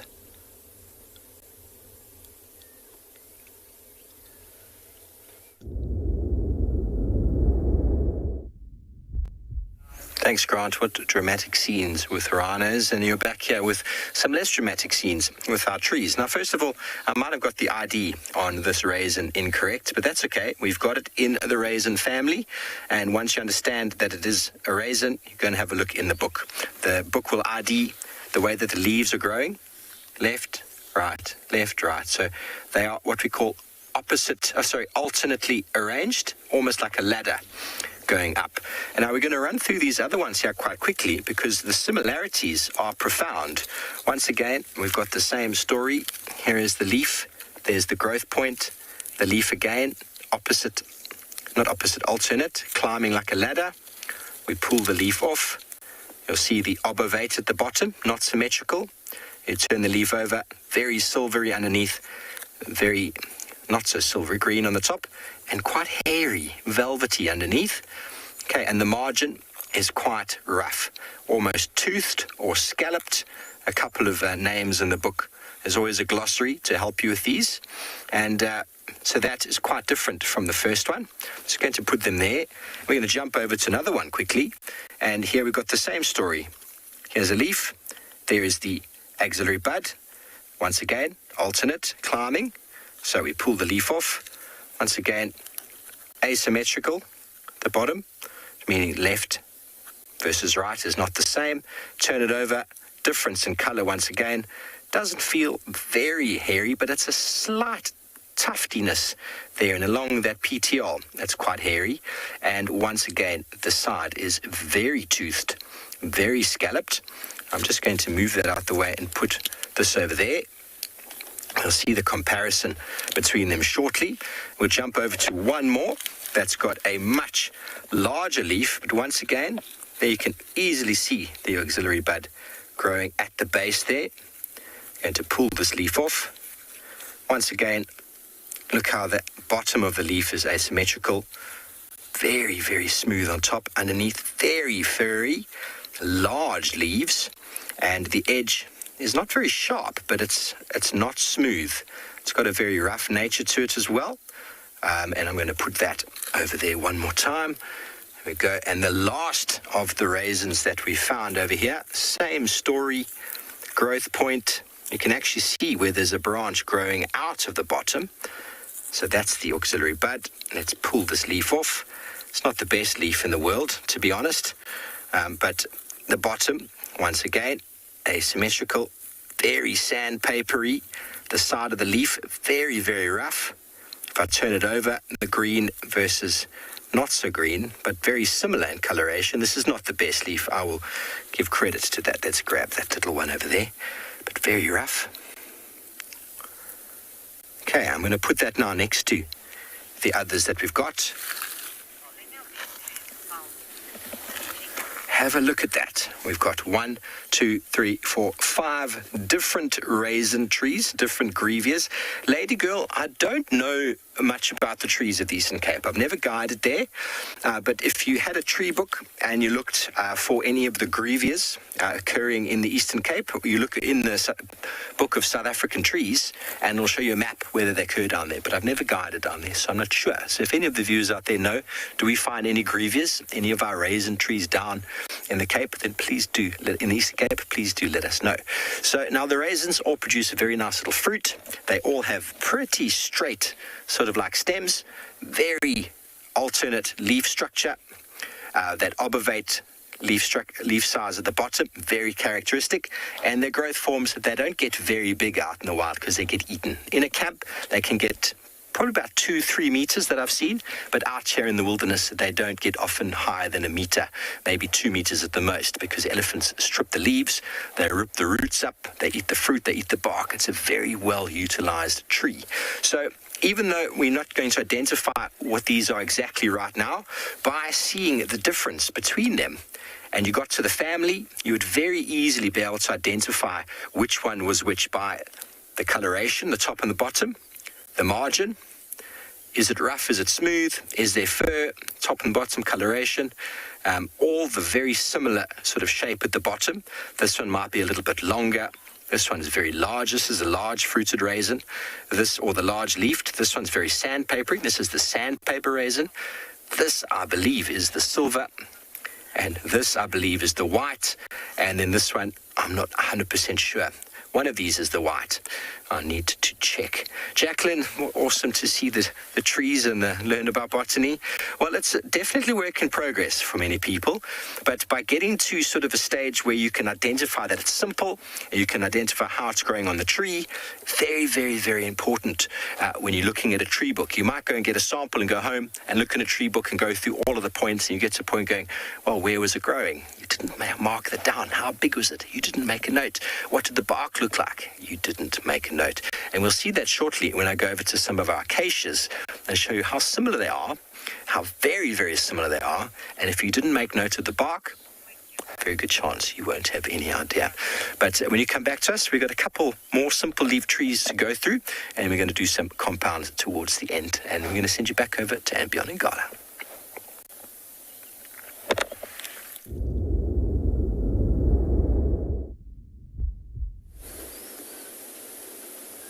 So we haven't been able to find some leopard this afternoon yet, or even seen any sign. But we just come across these 4 peaceful buffaloes laying around on some elephant dung.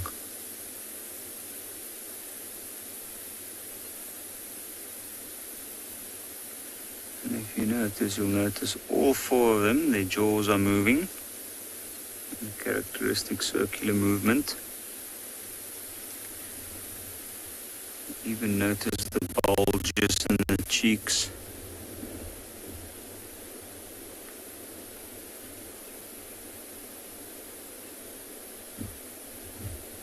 And they're just chewing the cud.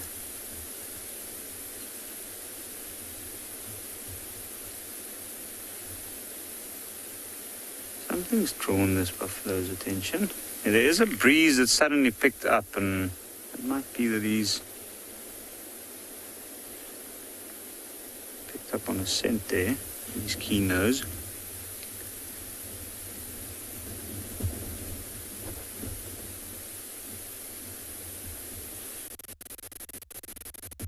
Even with this steady breeze, you can still see the ears flicking.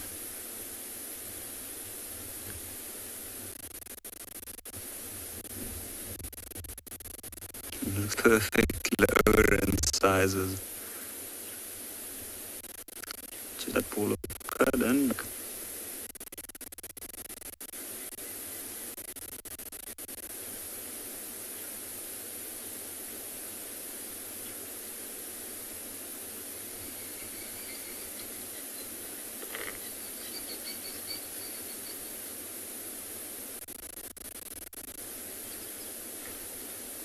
I think that all their attention is those birds calling off a little bit further down the riverbed, and I think that this buffalo is looking that way because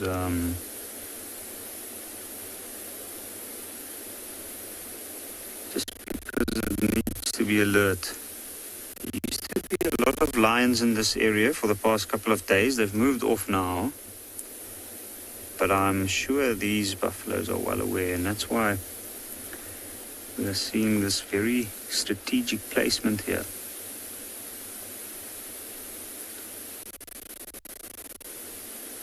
That one looks half asleep, actually.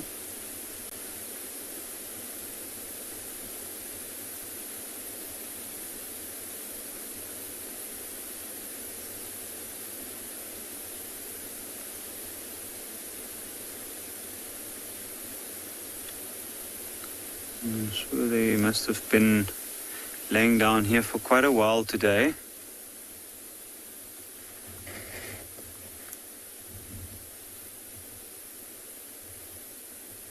Trying to get some of the sunlight. You can see they've been in the mud if you look at the skin and the mud stuck on it.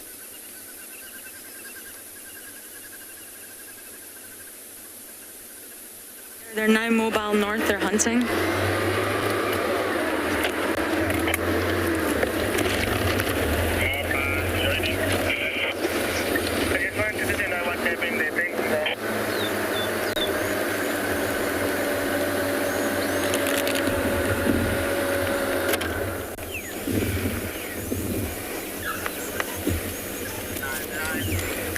Madness, madness, madness. They just got up after a whole herd of impala. The other dogs have gone. I wonder if they'll be successful. We're sitting behind with 4. Happened in a split second. That was absolutely incredible.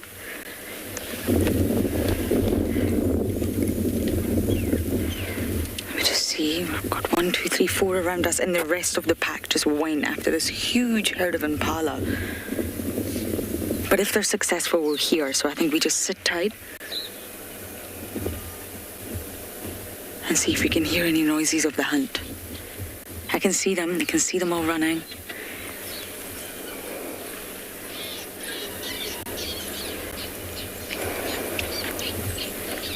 They're all coming back.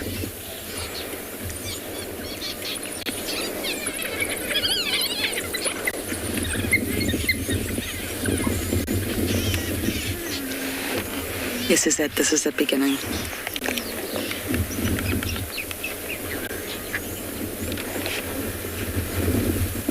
Stations, the Madasha will come back to the open area.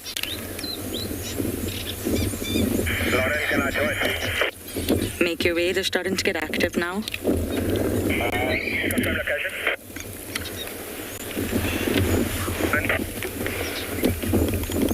You can hear the noises. It's like a twittering, squittering, squealy kind of noise. This is happiness. This is interaction. This is social bonding. Wow.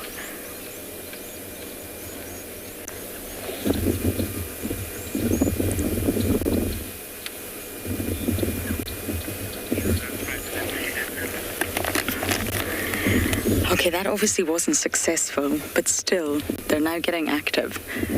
Especially when they start to do the toilet. I know that sounds a little bit gross, but just like lions, just like other animals, that's what happened when they start to get active. They'll play, they'll groom, they'll interact, and then it's time to hunt. And we really are in the most perfect position. You can just see Chitwa Dam behind us. We're literally in that open area. Things are settling down now.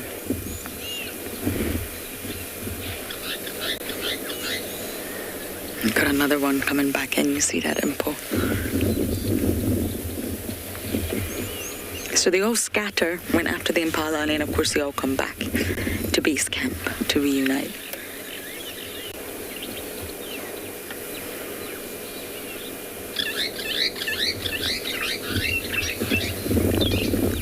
The starlings. And if you think about a wild dog's life, they're very, very active in the morning when the sun comes up. Then once they've hunted and it starts to get really hot, they just rest until this time, or maybe even later in summer. And again, they sleep all night. Not bad, huh?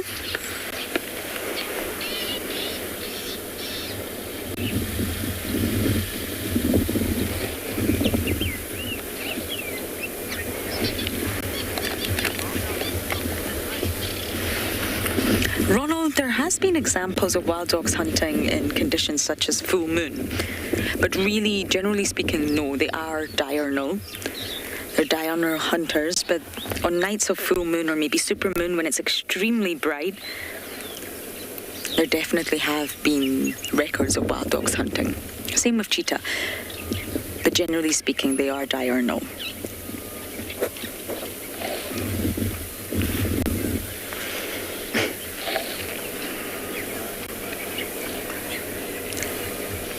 I really don't think it's going to be long before they do get up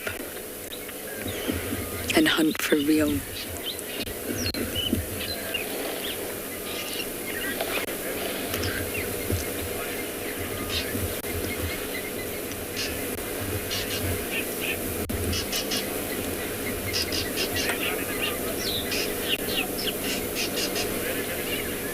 And no one wants to be left behind, really. So once they do start moving, everybody goes. It's get up and go. No one wants to be left behind.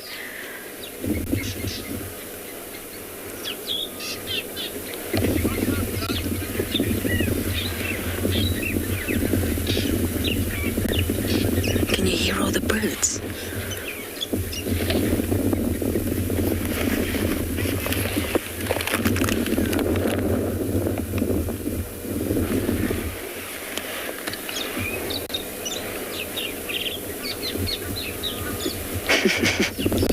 Elton's saying we can hear all the sounds, even the wind. That's a lot of sounds.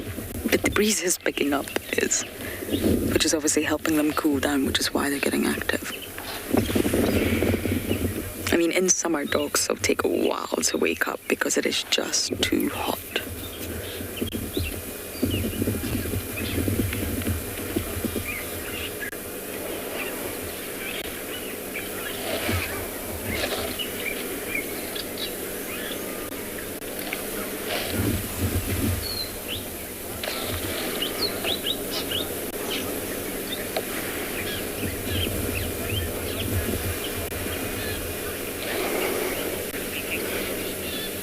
Okay, we're going to sit tight here. FC are going to keep a close eye because I have a funny feeling these dogs are going to get mobile soon.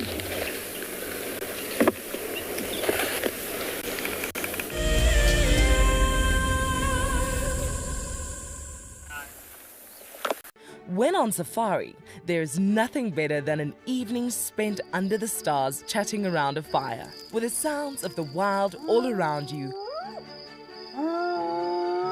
If you sign up to be a Wild Earth Explorer, you can build your own memories by joining our guides for regular fireside chats. Subscription payments can be made by PayPal, credit card, and now bank transfer. Wild Earth Explorers, it's in your nature. Founded in 1973, the Endangered Wildlife Trust has consistently and effectively worked towards achieving our conservation legacy.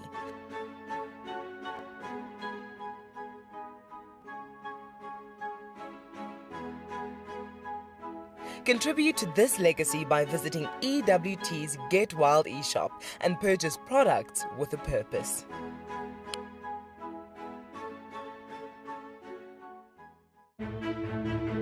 I'm Nikki here at Ambion Ngala in South Africa. I love getting questions from viewers about all the small things within the environment and how it all is integrated with one another.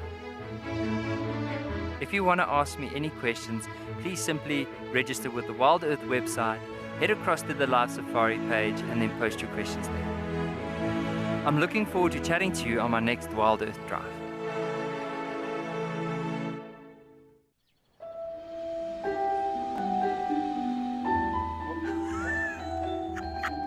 Is it just pretended to be dead? Oh, that was amazing.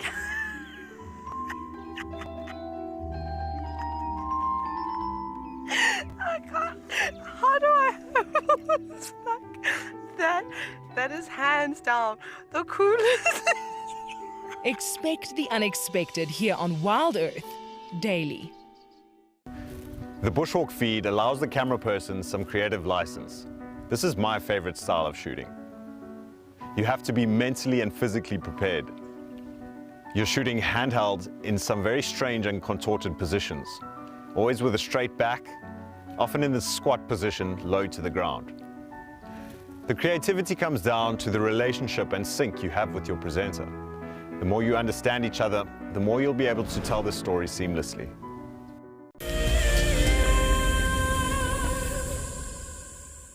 Some of them are getting mobile and have walked behind the car. but the rest are still snoozing. But I'm ready to go. Impo's ready too. Now, we touched on this morning about the wild dog pack. Pack is life, life is pack, and it's all about the alpha pair. It's really interesting how that actually happens. Faith, you're crossing fingers for the actual hunt. I know, I'll do my very best. It gets really busy on Chitwa, but I'll do my very, very best. Or should I say the dogs will do their best. But what's fascinating is everyone's fertile. Everyone can breed. So how is it that only the alpha pair breed? And yes, there's examples of the beta pair breeding, I know.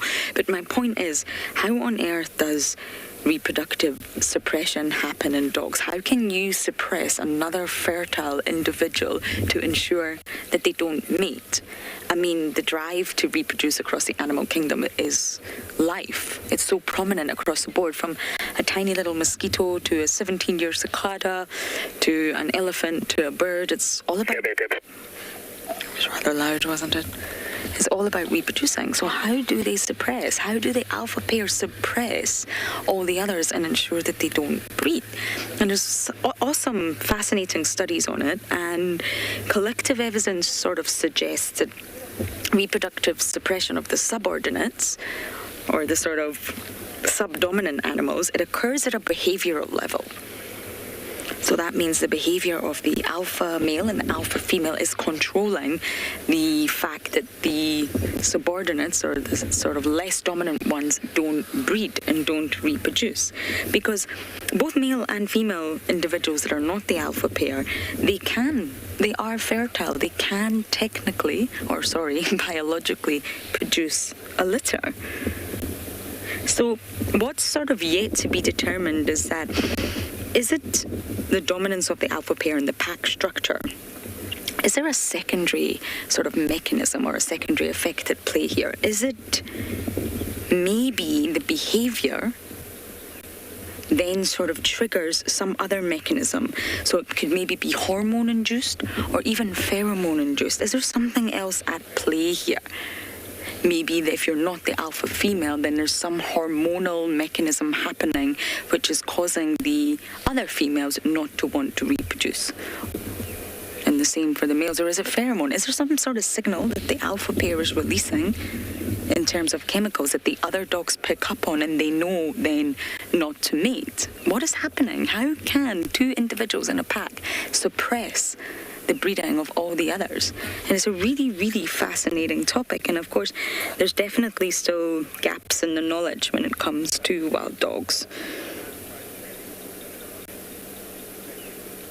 And they are obviously looking at genetics and freezing sperm and all sorts of artificial insemination when it comes to wild dogs in captive populations. So it's definitely been looked at, but I just think it's fascinating. And the study showed that it's at a behavioral level. It's the behavior of the alpha pair that controls the non-breeding efforts of every single other individual in the pack.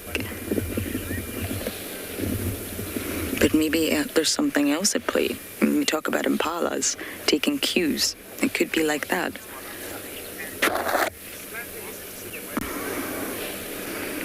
Timothy, you're asking, do wild dog families have similar markings? I'm not entirely sure. I don't know if that has been observed or been studied.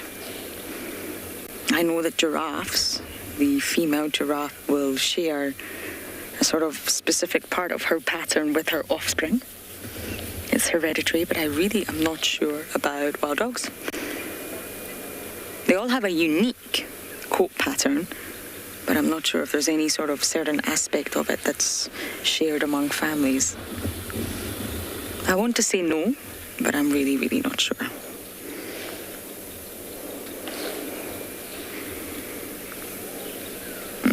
Oh, big stretch.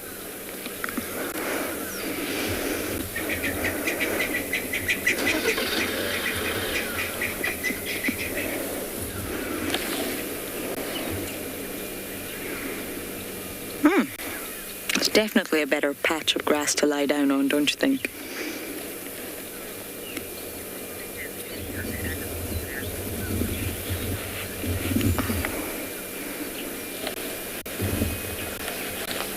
Answer 50. I got half of that question. Silent hunting, wild dogs. But I'll wait for Elton to ask it again. The comms are going in and out for some reason. Chitwa can be a hit or a miss for us.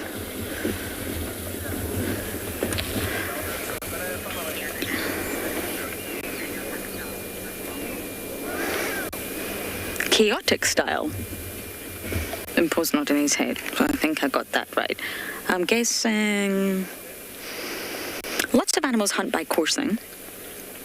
Ethiopian wolves are the exact same. They just run. Hyenas are the exact same. They just run. They see their prey target, go. But what's chaotic about wild dogs is that the numbers. You don't just get one. I mean, Ethiopian wolves are solitary, and hyenas generally hunt alone, or they can hunt together if it's a big prey species. So because the wild dogs obviously come together in packs and they're coordinated and they hunt together, that's what makes it chaotic. It's crazy. The prey know that. The impala know that. They've got to watch out. There are dogs everywhere.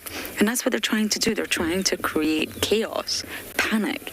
When the prey species starts to panic, that's when they make mistakes. That's when they run the wrong way. That's when they trip. And that's why it's absolute chaos when wild dogs hunt. They're fast and they just scatter. They can run really fast for long periods of time. They've got the stamina.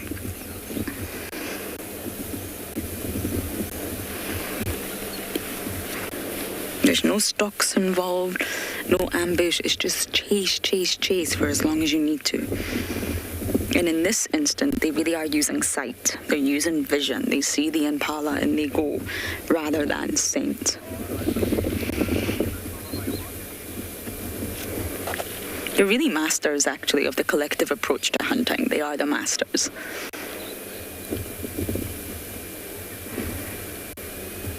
Even over lions, I think.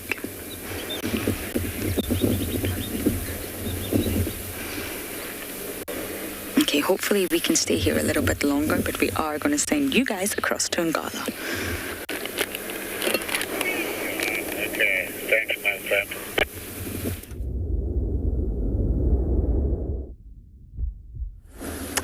So we had to leave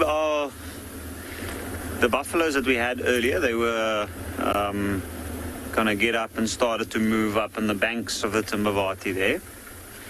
But they were quite spread out earlier and they were very alert, and that's because of lions in this area. So this morning where we are now, they had a male lion somewhere here, and I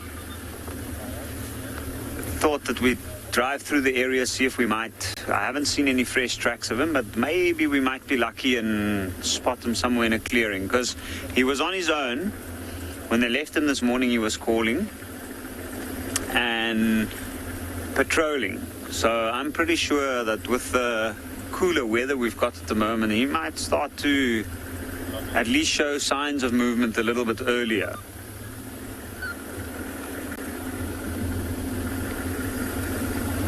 Now, I've also heard that some of the other guys have tracks of a leopard somewhere in the central parts of the reserve, which would be great if they do find that leopard.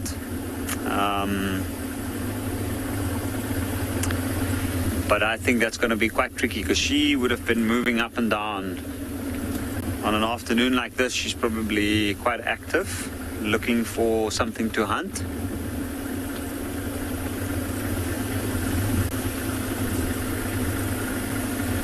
Now this area that we are, there's quite a lot of large clearings interconnected, like throughout the space, and the blocks here are big. There's very few roads, and that's why large predators like the lion move through this area. There's lots of general game, impala, wildebeest and zebra.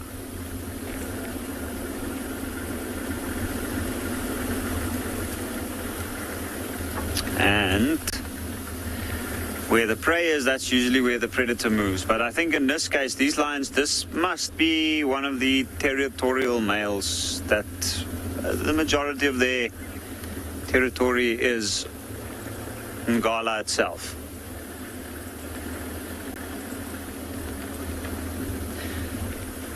But if he's laying flat and he's not got his head up, then it's going to be quite tricky to spot from the road.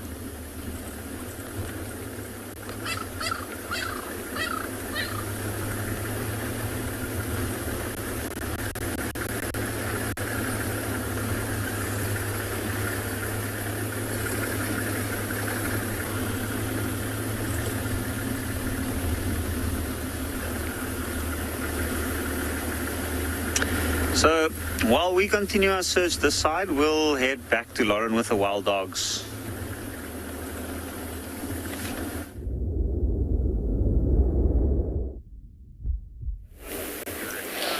My wild dogs have not been so wild, and unfortunately, we will have to leave. When the next vehicle arrives, we will have to pull out, I'm afraid. Chitwa gets very, very, very busy.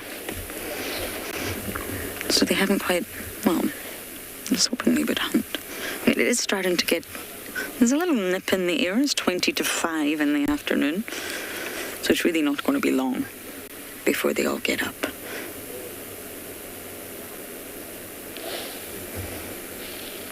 But we'll try and stay as long as we can. There are sighting rules here, as many of you know.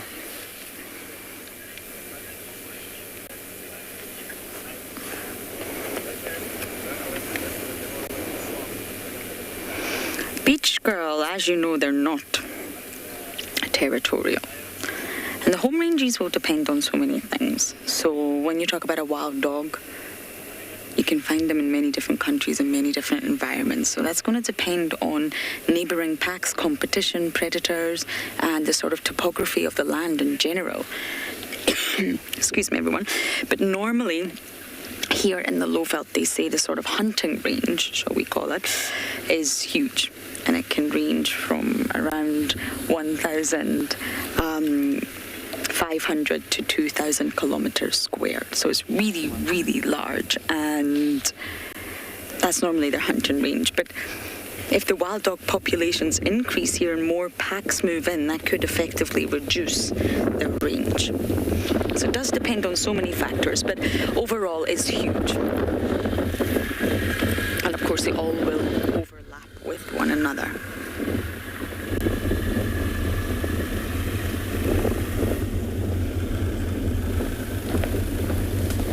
But they're not territorial, so that size will change and it will depend on so many external factors. The more leopards you have in an area, for example, the smaller their territories will become because the density of individuals is high. Whereas if you go to an area with extremely low leopard density, you will find that the territories are bigger.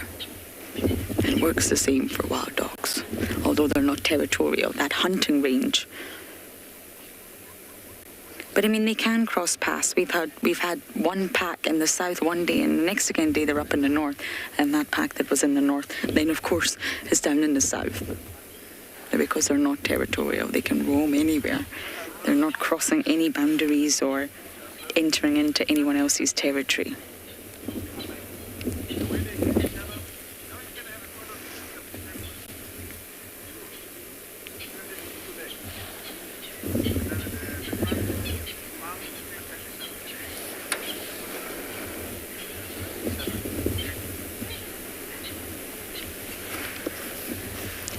Matthew, I'll start at the beginning. So when the pups are born, they stay at a den for 3 months, and they're heavily dependent on the adults. And this is when you will find that the pack is sedentary. They'll carry meat back to the den at this stage. So the wild dogs will hunt, they'll feed themselves, fill up their little tummies, and then they will put a little bit extra in there to come back to the den and regurgitate really, whole solid chunks here back for the puppies. But not just the puppies, they'll also regurgitate for the babysitters and the den guards. Security, if you like. And then after 3 months, they really do start roaming. They start just running everywhere with the pack, and they're still very small at this stage. So, of course, that's when, unfortunately, the pack will suffer loss.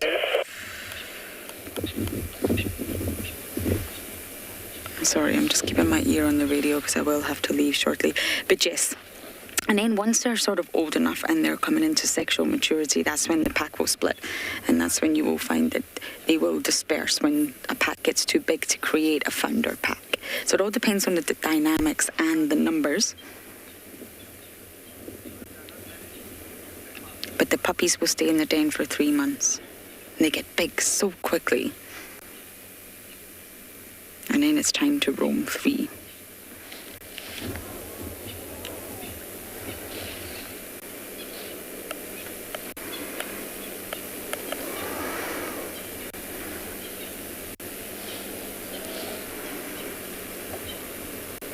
Well, sadly, they didn't hunt for us, but it's still been wonderful spending the afternoon with wild dogs.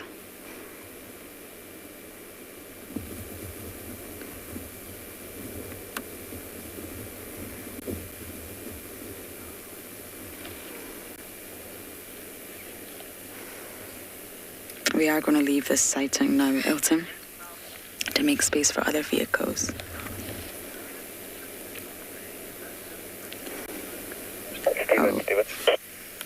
Okay, so I'm going to say goodbye to this wonderful pack of wild dogs for now, see what else we can find, and we're now going to send her across to another live location.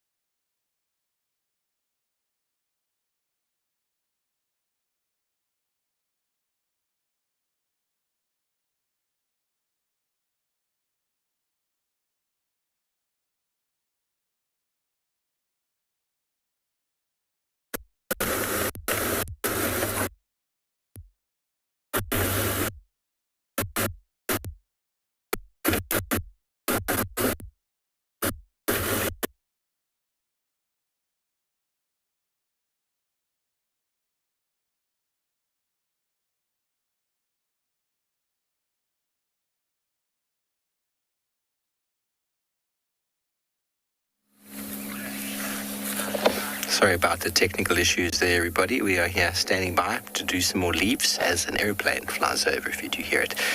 Are we excited? More leaves? Yes, let's carry on. Okay, so that one must go over there. Now, once again, we just do a couple quick little simple leaves, and these are two that are actually of the same plant. Now, what's interesting about them is that, have a look again.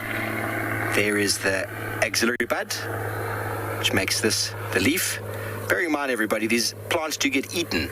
So sometimes they might not have the same arrangement that you used to because they get eaten. So have a look around the plant. But look how these leaves are arranged. They go in a spiral formation around the stem.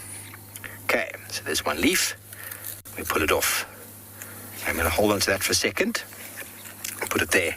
I'll take this one. Once again, spiral.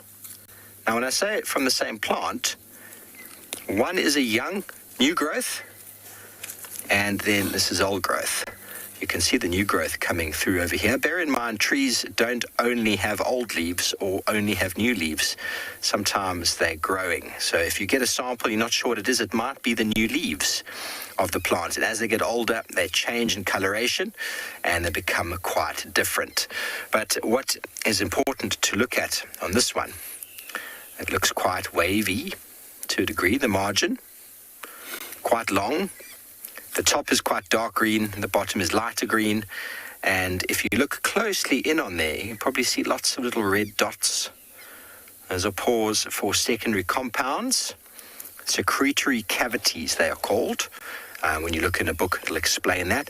And they're quite tough, quite leathery. The newer leaves are not as tough and leathery, but when you look closely at the base over here, very closely, there's very tiny little hairs. Okay, now I'm going to take a plant that everybody confuses this one with. Once again, we've got a branch, but have a look at the leaf arrangement of this one. These leaves are opposite each other. You can see the axillary bud growing over there. These leaves are growing oppositely. Okay, all the way up.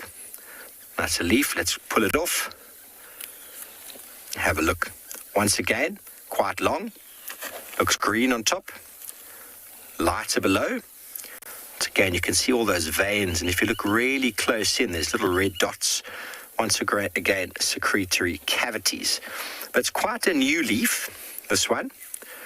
Quite a new part of the plant. And sometimes, you can see this is from the same stem. Look at the coloration difference. But very, very wavy. But when you look at the bottom, there's no hair at all. No hair whatsoever. And when you compare the two together, these are off the same plant, those are off the same plant. See the coloration difference? So that can often confuse. But these are both called guaris. This one, with the hairs, called a hairy guari. This one, without the hairs, is the magic guari.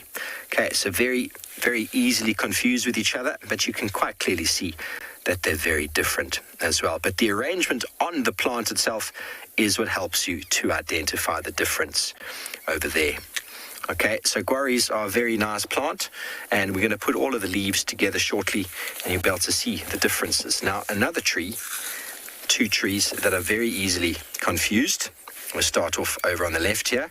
You can actually just see the branches themselves. They look very different, don't they? These are from the same family, and for some reason, students always used to get these confused. They couldn't get it right. Okay, again, let's have a look. Have a look. Tyler, these are all indigenous. These are all indigenous. These are all found right here within about 50-meter radius of where we are. Once again, there is the growth point at the base of the leaf there. So let's pop this little leaf off. Okay, now what can we see about this? The edges is quite smooth, not very big. Turn it over, look at the color difference, the top and the bottom, and now there are very little hairs, little reddish hairs underneath, which is a very good characteristic feature for that. But what did we forget to do? We forgot to look at the arrangement. So take off a stem. How are these leaves arranged? Once again, like the magic guari, oppositely arranged. Opposite, opposite, opposite. A very characteristic feature of this family. Okay, so we just put that leaf over there. Now we'll take, of the same family, take the branch, and once again, this has been heavily eaten by insects. Let's try and find you a nice looking leaf.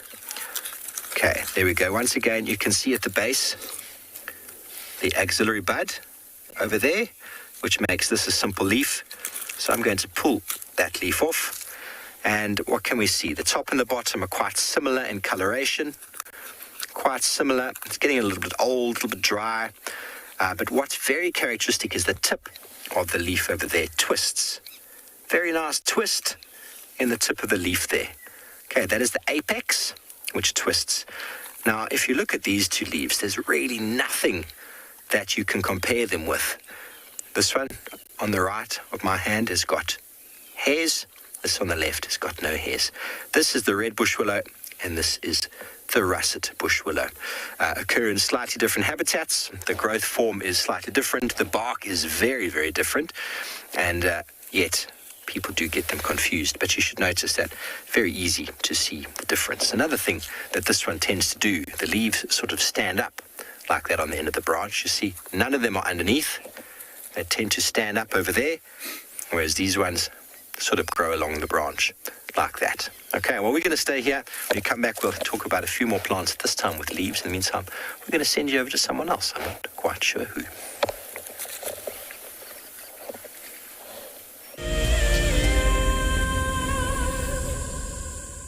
We haven't had... Do you dream of an African holiday in unparalleled luxury? Where your days are spent in the company of wildlife and cooling off in your very own plunge pool? Well, this month's prize may be the one for you. Expertly camouflaged into the unspoiled environment of the world-famed Sabi Sand Game Reserve, it's hard not to fall in love with Simbambili. Sign up to be a Wild Earth explorer before the end of May, and you and a friend could be jetting off to this ultimate escape from reality. a luxurious safari and spa getaway wrapped up in one impressive package.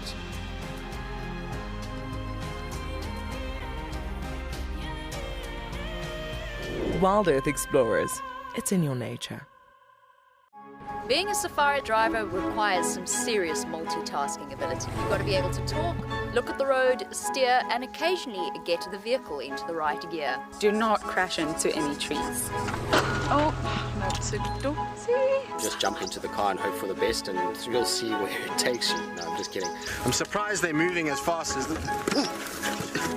that didn't go well. Who is the best driver? Well, me, of course, although some of the cam ops might disagree. My name is Ross, and I'm a field guide at and beyond Pinde Private Game Reserve.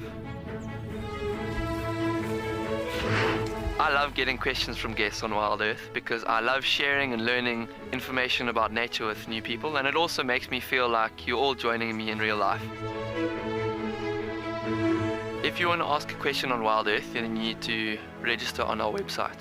Once registered, go to our live safari page and submit your question below our live feed. Hello, boy. You are a monster. And he's coming right up to us. Hello, boy. Oh, settle down. Settle down. He is very, very close. He's pushing his trunk against the car. You can feel the car moving. Hey, hey, hey, hey. Stop that. Expect the unexpected here on Wild Earth daily.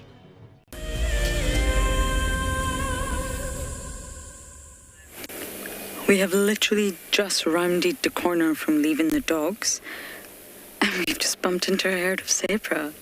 A lot of them. And there's 2 young foals. Now, if these dogs wake up and just burst north, this is going to be absolute chaos. I don't know if the zebra know the dogs are there, and I don't know if the dogs know the zebra are here, but there's 2 very young, small foals. And of course, they hunt zebra. I haven't seen zebra in so long. It's actually really wonderful to see them. I mean, they stick out miles away in the bush. And black and white are not really the shades of the bush. They're very, very easy to spot. And they normally have quite substantial size herds because it's a harem system. You've normally got one male, one dominant male, who's looking after a whole society of females and their calves.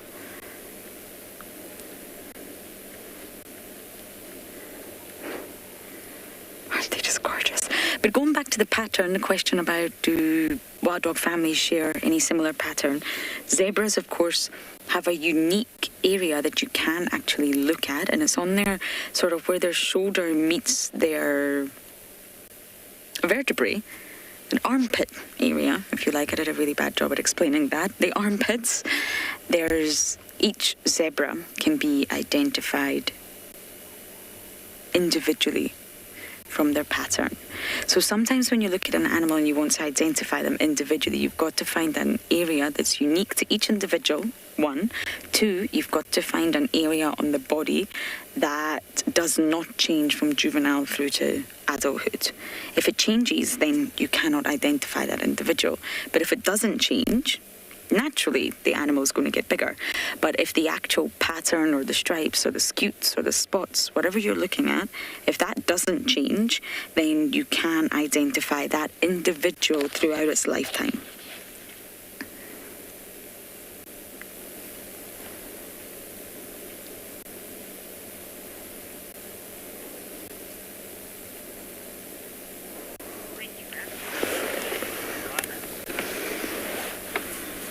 I think I'm just going to stay here some moments longer because I haven't seen zebra in a very long time, but I believe in Gala I've got some hornbills for you all.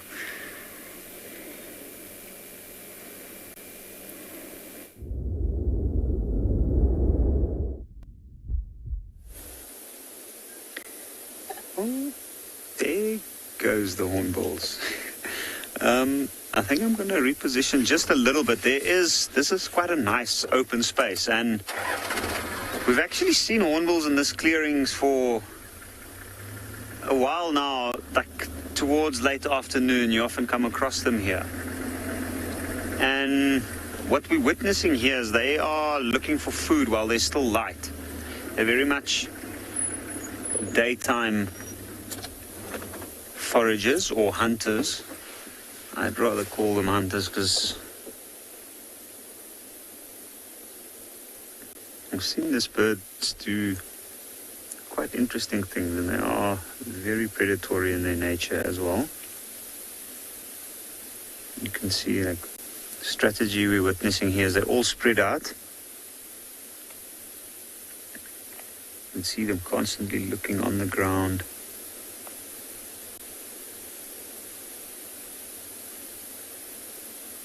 And walking slowly, so anything that gets flushed, anything that's near their feet,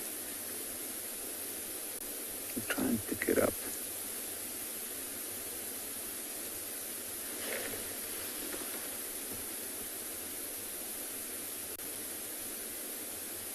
Occasionally, early morning as well as in the evening when they walk like this, they also call. And that is something special to hear. It's quite a deep, low call.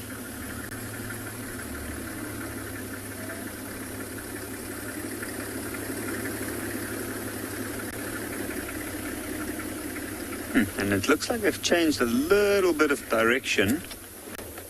So they might actually come a little bit closer back to the road, which would give us a good view of them. Ooh, it looks like one actually, for a brief moment, one's attention got caught by something there. So as they walk, they flash things.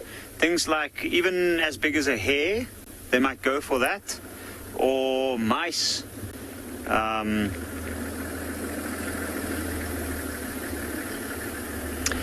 But I think we'll sit here, watch them for a little while longer while they walking around in the last light, and then we'll head over to Pinda in the meantime.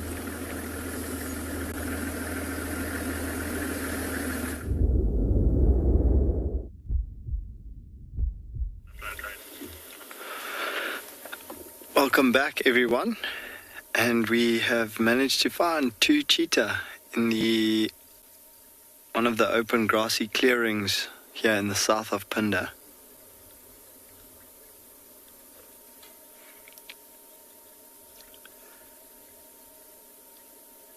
And look at their bellies. Well, the one for now, but look at her belly.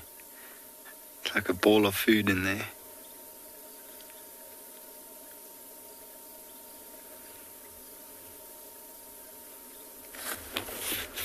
They're lying in a very nice open patch of sand. And just the white bellies were facing towards the road, and that's how we were able to spot them. Go ahead, Matt.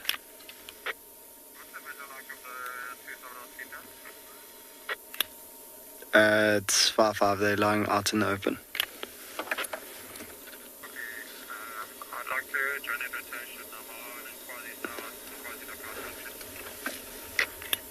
You can join me as a second.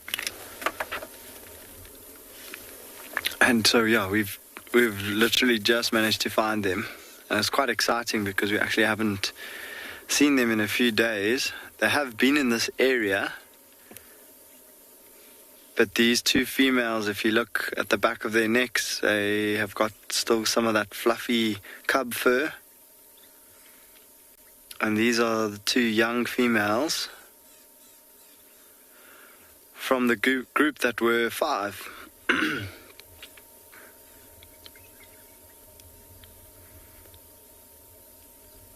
And so these are the 2 that remain.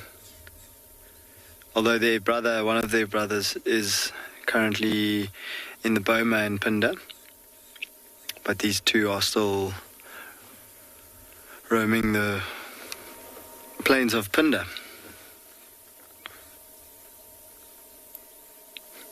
And just snoozing.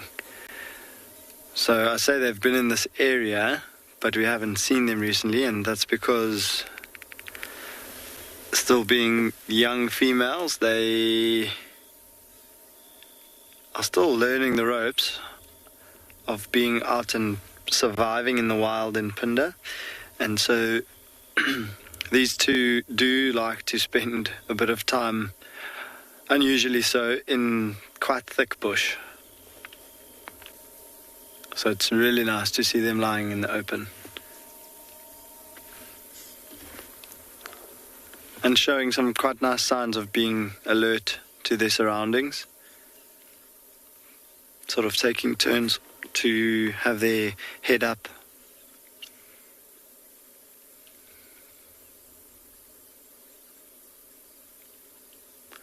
Keeping the ears alert.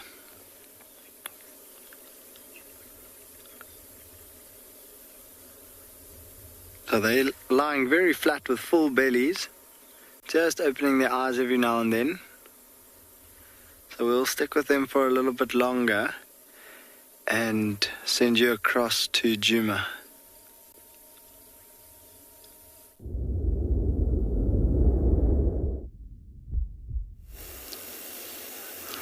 Well, while Grant is with his cheetahs, we found some cute little birds that often don't sit still, but there is a group of them here, and they all look like little young birds that have recently fledged. They're chin spot batises, but there's 4 of them in total spread around the bush. You'll see there's another one over there. They blend in quite well, but you can see on their wing feathers their primaries aren't well developed yet, so that's possibly why they haven't sort of flown away from us. They're still getting those adult feathers by the looks of it. They're all puffed up, which is also making it pretty tricky to see exactly how decent their kind of feather condition is, but they're cute little things. I mean, they're only tiny birds, these, but I've never seen them sit this still for this long. They normally see a car and they kind of just puff up and fly away, and kind of go and do their own thing, which is interesting. You can see they got those beautiful little yellow eyes with that kind of ashy grey wing area. Unfortunately, this is the only batis that we see in this particular part of South Africa. We do get other batises within the rest of South Africa, but this little chin spot is the only one we see here. Now, the one that you're seeing at the moment is a little male. So you see he's only got one black band, and it's dark in coloration. The little female, she's the one that gets the chin spot, the little chestnut chin spot, and the chestnut band that goes across her chest. So I don't know if the other 4, or other 3 should I say, are also boys.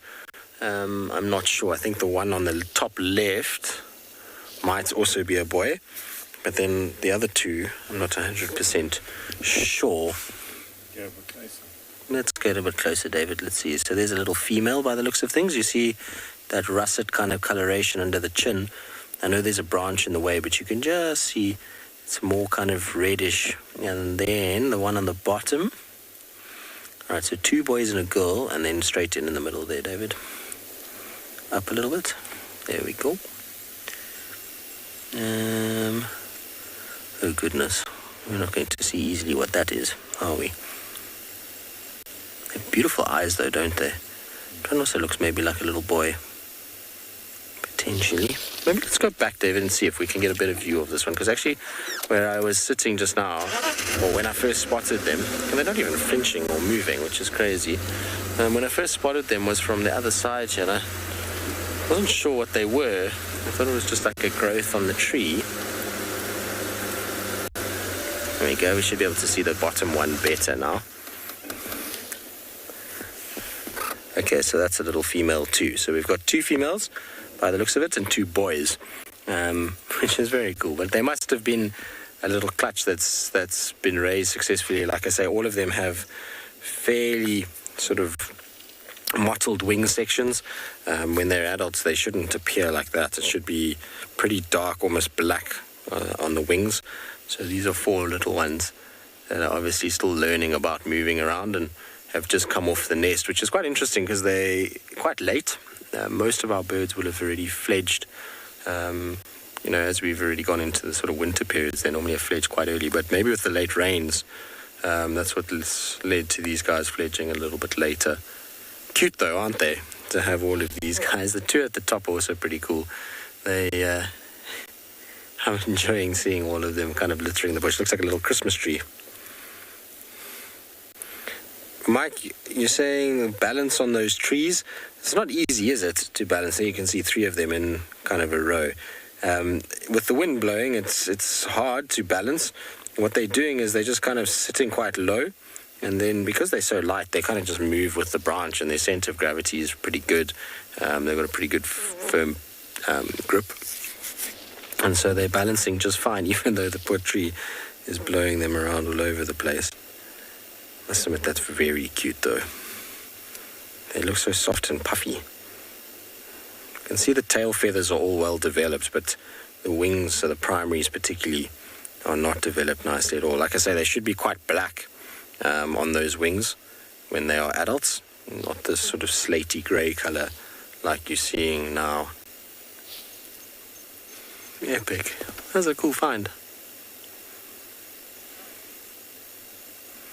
Oh, I'm very, very stoked to see these guys. Okay, I'm going to leave our little chin spot baptises to themselves.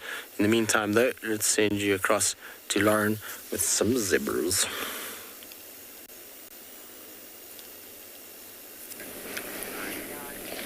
I am still sitting with my zebras. They're so lovely. And they're relaxed, considering the danger that's not too far away. And that's why the young ones stay so close to mum, really close to mum. Danger lies around every corner. And they're just eating. Completely unselective bulk feeders. Similar to buffalo, really. They will just quantity over quality. Eat continuously.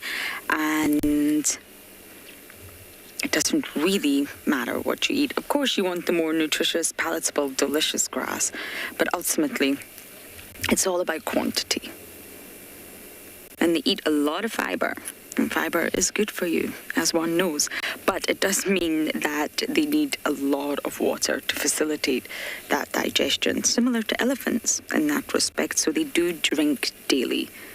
And I mean, they're seldom far away from water or a water body. So that naturally means in winter their movements will change because water is no longer everywhere.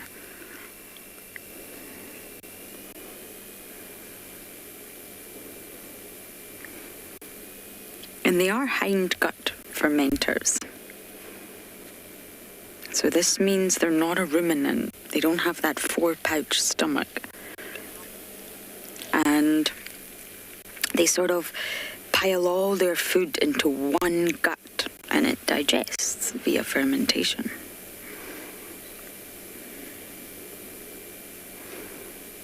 Now, Andre, you're asking how long will a zebra stay with its mum for? Normally they're born remarkably precocial, but of course they're small, so they're going to need to stay with the herd. And normally they're weaned at around 11 months. So that's quite a prolonged period. And they will stay with the mum, if it's female, for as long as she can. But the males, of course, that's slightly different. The males need to then grow up and create their own harem. And as gorgeous as zebras are, I think I must say the worst fight I've had intraspecifically out here in my career, meaning 2 animals from the same species fighting, has been zebra. I was with Brent Leo Smith and it was just one of the most horrendous sightings to view and really quite disturbing between 2 male zebras. They will fight to the death and it's really not pleasant to watch. So the males and females, as with most species, have a different life, but they're weaned by 11 months.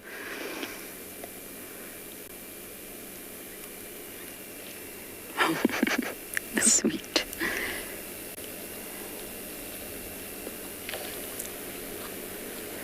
There's a little water pan here. I wonder if they're going to drink or if they're just moving.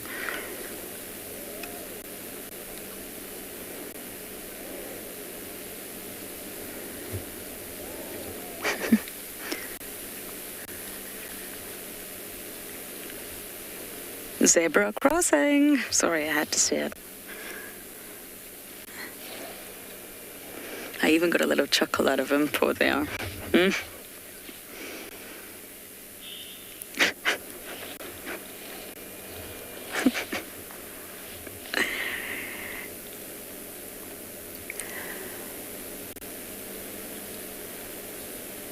Oh, I think one is going for a drink.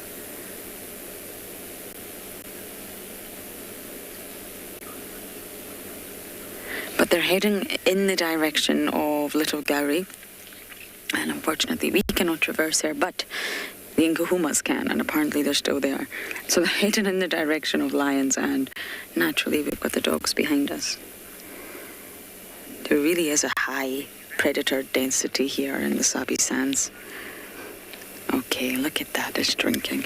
So we are going to leave our wonderful crossing of zebra, and we are going to send you across to Pinda as the cheetahs have woken up.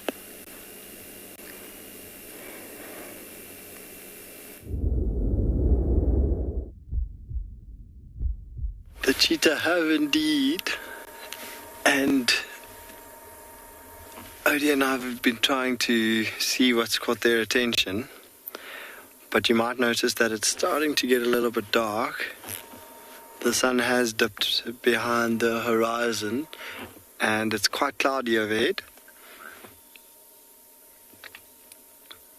And so as it gets dark, it just seems as though these two beautiful young cheetah are just making sure that the surrounding area is still safe.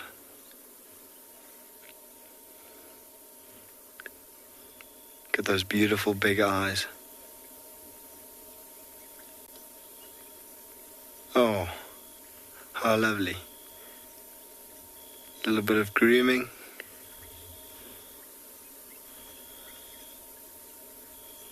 And a slight yawn from both of them.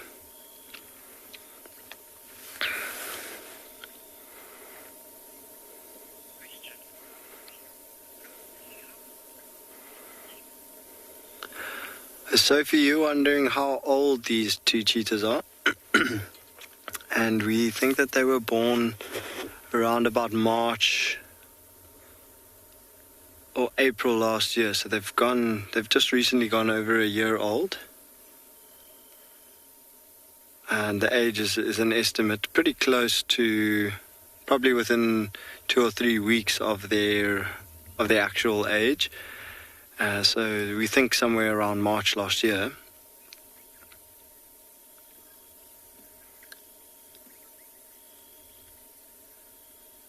And yeah, they've got quite a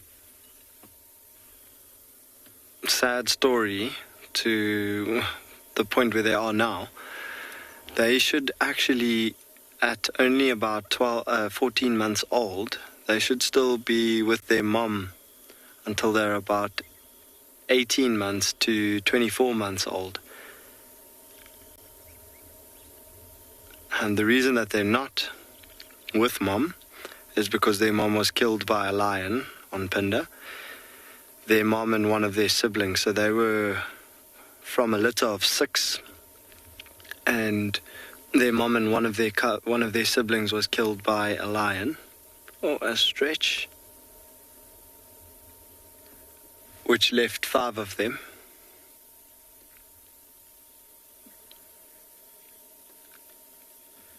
And from 5, 1 disappeared. Leaving 4 of them, and then we saw the 4 of them for about another month together after that. And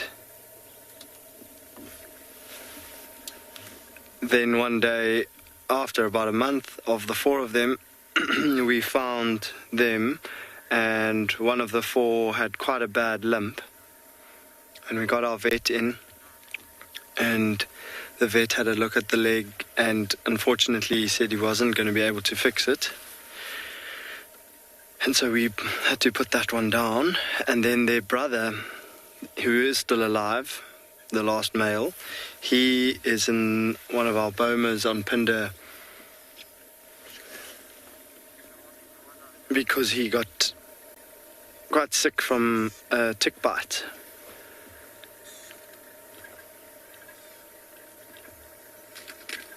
leaving just these two, and they are both females, which is a good thing.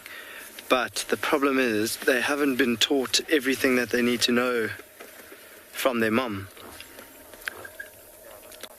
She would still, and more especially at this age, be fine-tuning their skills at hunting and also at being alert, so that she could eventually leave them to their own devices.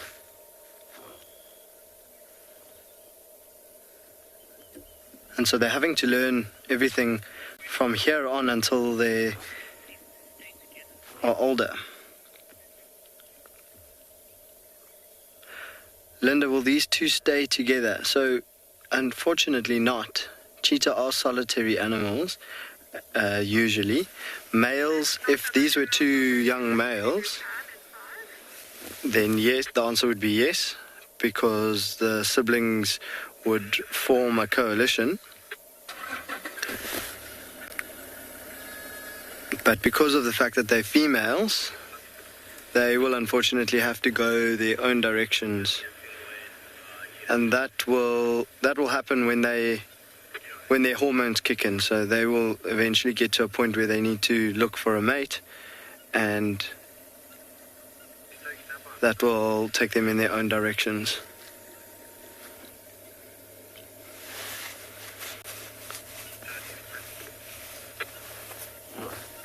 So they are slowly just moving through a nice open clearing. Sorry guys, we are having some quite a difficult time with our signal this afternoon, and our phone calls keep dropping. So we are losing contact with FC.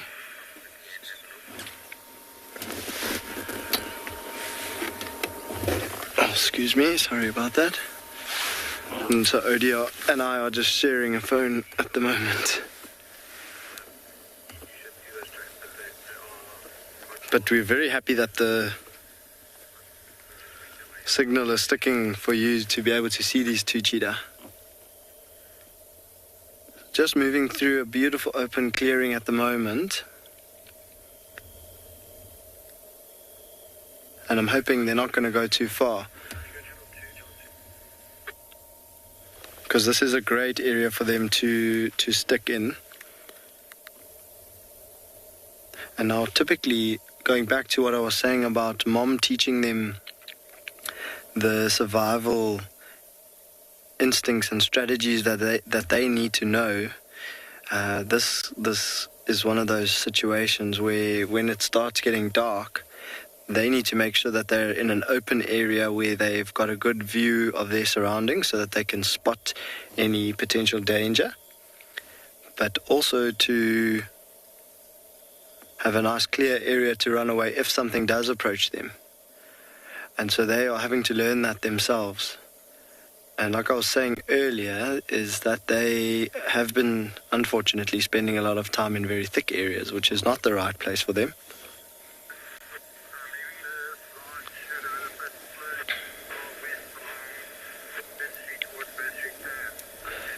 And you'll notice in the background there's another tree line. So the cheetah are walking through this open patch in amongst the trees. And what they have been doing is going and lying down in those thicker areas. So what we're hoping is that they find a place in the open to settle down. I think as they move further and further away, we are going to lose view of them. So I'm going to just move us forward, and we'll see if we can maybe get around to the front of them and show you another view of them.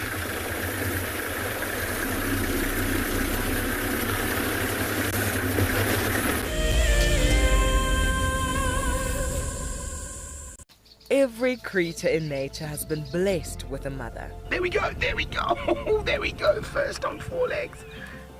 Oh my goodness.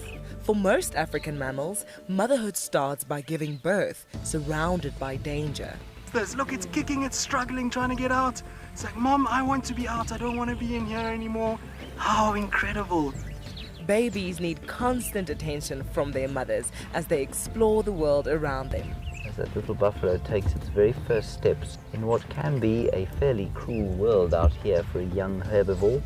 Accidents are bound to happen, but a mother's love and sympathy provides comfort. Oh, careful, careful, careful. Oh, no. Oh, it's okay, little one. If you want to find out more, then sign up to be an explorer and join Tristan and Lauren at the fire on Sunday the 9th of May to celebrate our wild mothers and the countless difficulties they overcome. The Mara Triangle is a jewel in the Kenyan conservation crown, and thanks to the dedication of the Mara Conservancy, it thrives as one of Earth's greatest national treasures. We have been experiencing a reduction in the wire snails that we collect on a monthly basis, and this is basically attributed to our intense patrols. Over the years, this courageous team of anti-poachers has reduced poaching to almost zero. Mimi naitwa Stephen Olereso. Nimefanya kazi miaka 16 sasa. Kuanzia miaka 2002. Hao wanadamu ni wenye utua sana sana inaogofya ni wale wenye wanaenda kama ndovu. Wanatumia kama bunduki. Sasa hiyo ndio huwa inakuanga hatari sana sana kwa sisi. As a result of the global pandemic and the massive reduction in tourist revenue, the Mara Triangle is facing a financial crisis. They need your help if they are to continue their ability to protect this magical land. I love being a cam-up for Wild Earth. The animals coming right up close to you, especially like lions. Sometimes you get nervous, but you have to go with the flow. My favorite animal to film is the elephant because of how big it is. But when it's really up close to you, it's one animal that you would say, I really respect you.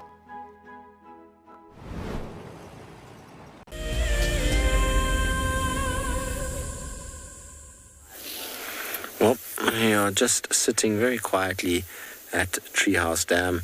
It's been a fairly quiet afternoon for us. We haven't found any tracks. We've driven around where we had Kalamba this morning. Nothing that we can find coming out. And so we just thought we'd come to the dam and sit and enjoy the peaceful sort of last rays of sunshine. You can just see a faint glow in the distance. That's where the sun has obviously set. It's starting to kind of get dark now, and it's interesting because everything has just gone quiet. There's not a lot of birds calling now. Feels like it's that transition time between day and night, and I feel it's always so much more clear in the winter months. You don't get that same kind of bleed over that you get in the summer. The woodland kingfishers tend to be responsible for a lot of that. I'll keep quiet for a bit just so you can hear how quiet it actually is.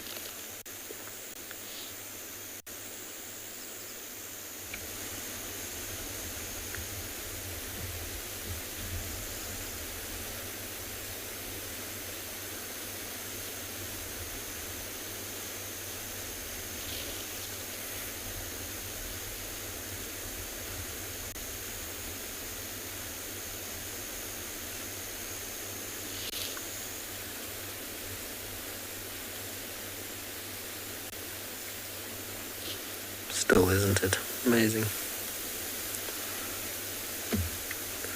Fortunately, that would be nice if we had heard something in amongst that of an impala alarming or something along those lines, but it's still been very, very, very quiet, and I'm hoping this dam will become quite productive in a few months' time. Once all the water has dried up in all these small wallows, I think Treehouse Dam is going to be pretty productive for us. It's got a nice amount of water in it, and the animals will be a little bit more forced to utilize this, particularly on this western side. There's not a lot of water on the western side of Djuma. It's mostly stacked from the center to the east. So I think we'll find, the likes of Shitulu and Mulawati, maybe even Kalamba to a degree. Who knows where Tavangumi goes. They could be spending quite a bit of time in this section over the next bit. Megan, it is pretty, isn't it? The reflections on the water.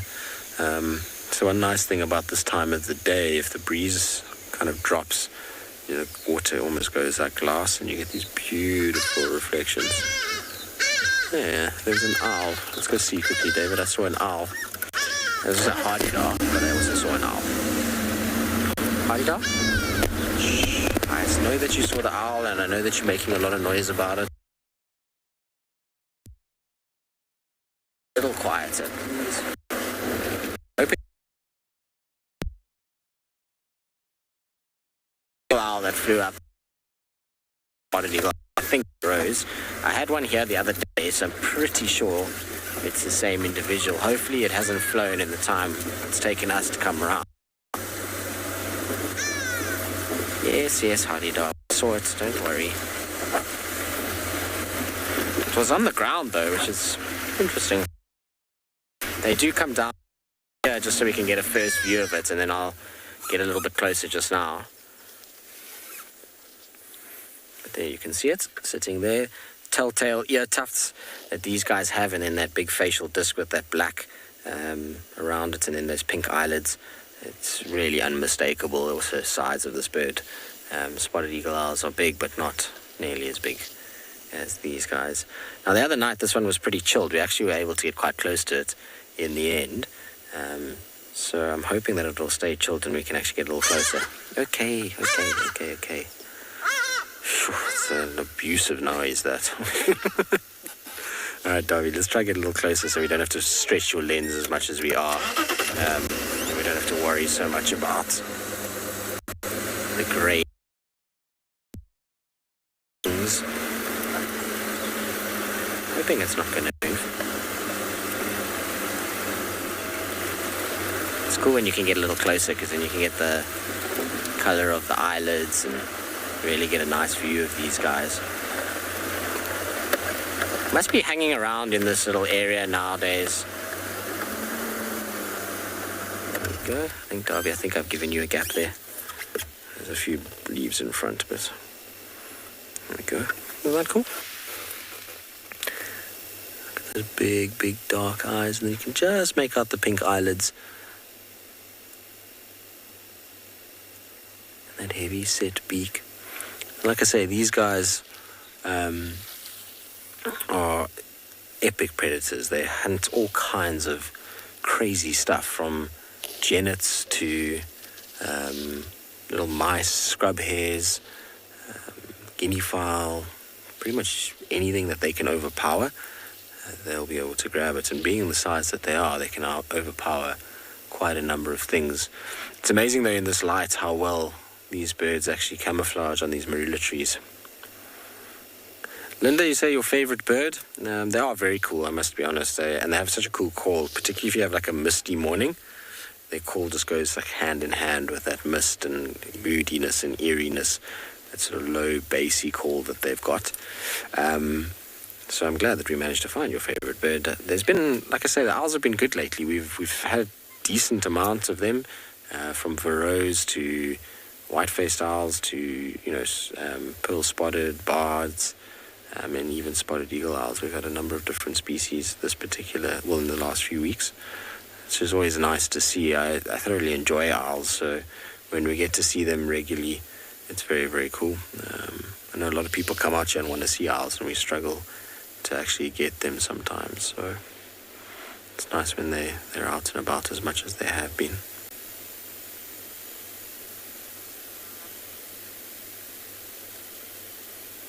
Cool to see that this owl is also just chilled with us. I wonder, must have been exposed to a fair number of vehicles for it to not be too flighty, because sometimes these guys can be quite nervy around cars. But I don't recall seeing a Varroes eagle owl in this area for a long time. But where it could be from is from Twin Dams. There was a relaxed Varroes eagle owl there, and so maybe it's just flown across from Twin to Treehouse for now. All right, we'll carry on. We'll leave our Varroes to itself. In the meantime, though, let's send you back across to Pinder and Grant with his cheetah.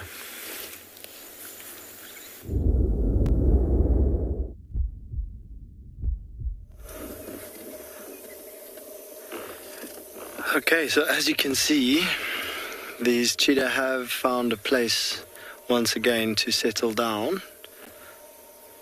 And we are in infrared now, because it is a little bit dark here.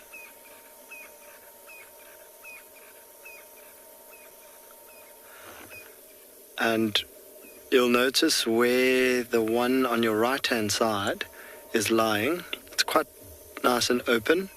And then where the one on the left is lying, some long grass, really long grass. So they're in an open clearing at the moment, a clearing in this long grass. And it is quite a big patch of long grass, which means that if something does come in their direction, they'll be able to hear it moving through the long grass. So that's a really good thing. So they've done quite well.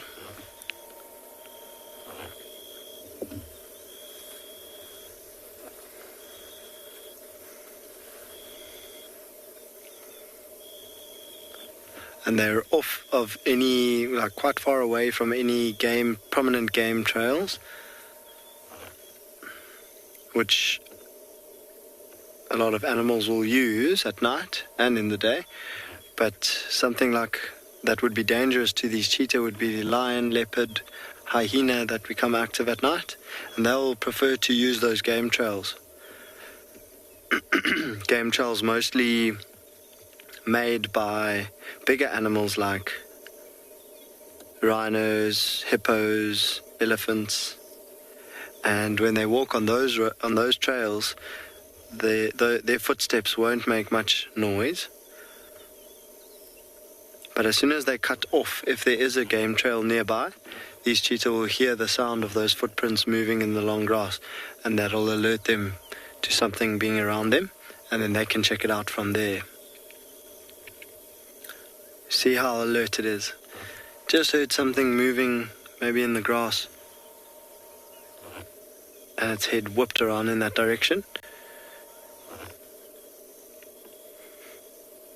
But it wasn't of much concern to these cheetah.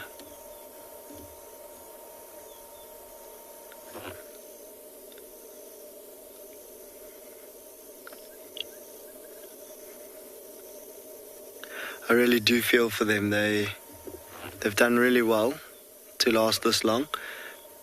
But like I was saying earlier, they should definitely still be with their mom for probably at least another 6 months. But they have done exceptionally well. They've made kills for themselves, which for their age is quite unusual. Their age now, it's more normal for them to be involved in hunts with mom.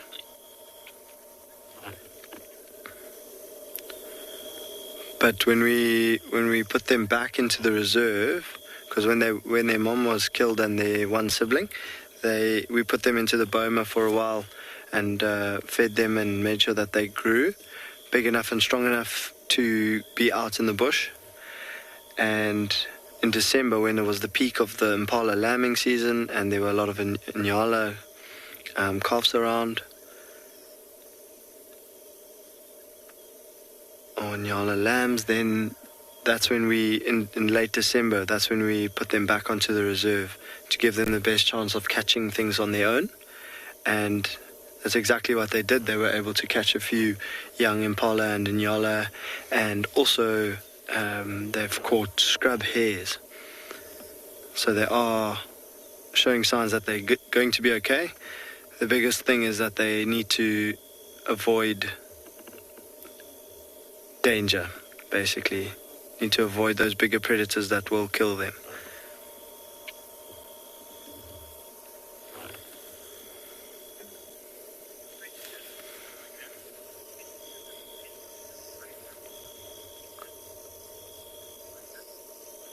Roger, you're asking if they have the best nocturnal eyesight out of all the big cats.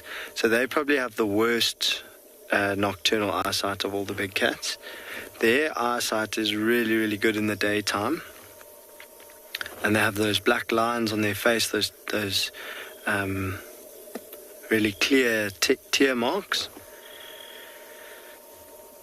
And that helps them to see very clearly in the daytime. They've also got very big, deep set in their faces, and their eyes are very big and deep set in their faces, and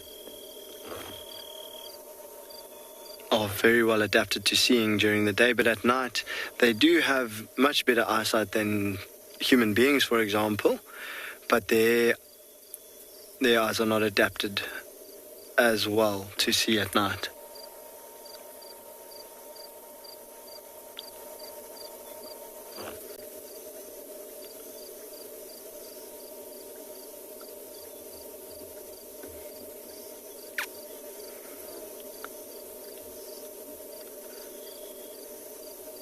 So when they do look at us, you'll see that the eyes reflect the light of the infrared, and they do the same with normal light. And that is a sign that they've got an extra layer in their eye called the tapetum lucidum. And that layer reflects light back over their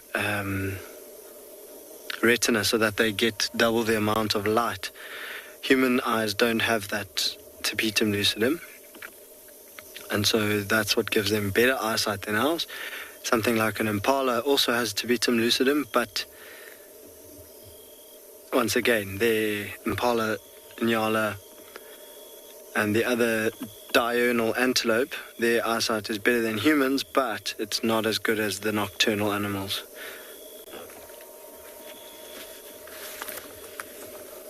So in our eyes we have rods and cones, and the nocturnal animals have more cones in their eyes, which are responsible for the amount of light in the eyes. And so this will be the last look that you'll get at these cheetah for today, because we don't want to draw any extra attention to them by being here, and so we're going to leave them in peace here and hope for the best for them tonight, and we'll go see what else we can find.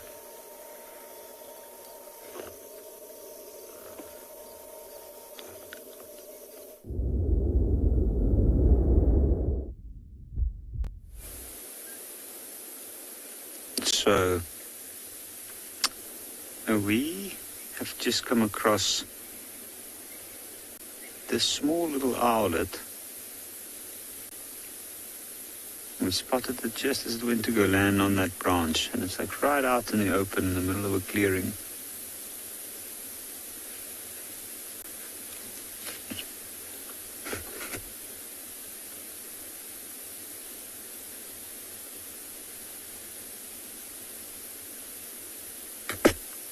And what I find particularly interesting is you can see how the head's quickly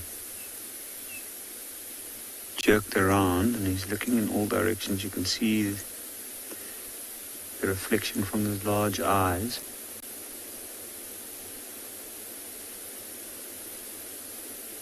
I think what he's doing at this stage is he's probably sitting up there listening for any movement out in the grass.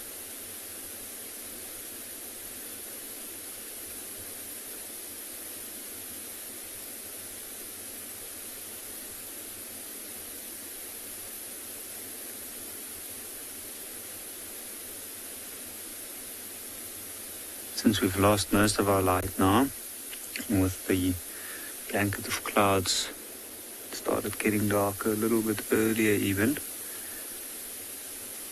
So with the nocturnal animals we use the infrared light.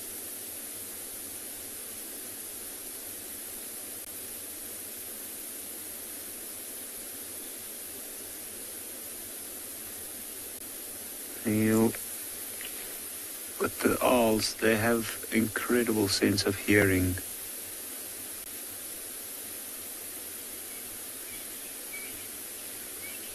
And at the moment, there's so many other birds, so many other noises as all the other birds are settling in for the night. And this one's just getting active.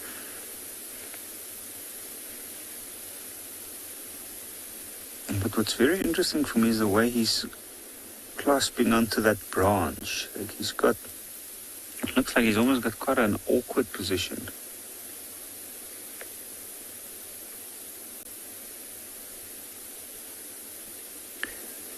Ingrid, that's a good question. What would predate on this owlet? I guess a larger owl would be a good bet.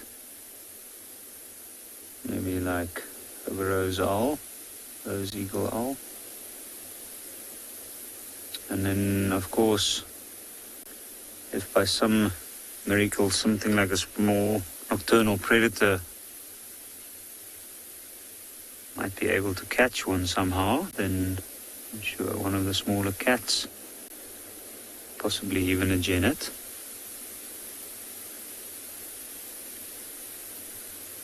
But I'm pretty sure from that position where the Zarlet's sitting at the moment, it will more than likely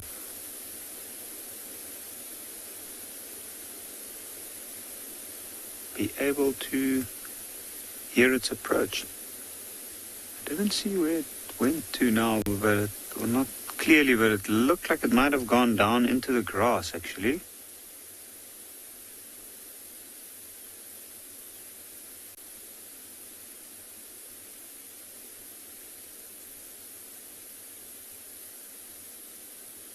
And I was hoping that maybe it might come back, but with a little owl, that's a long shot. They usually, when they move, they move.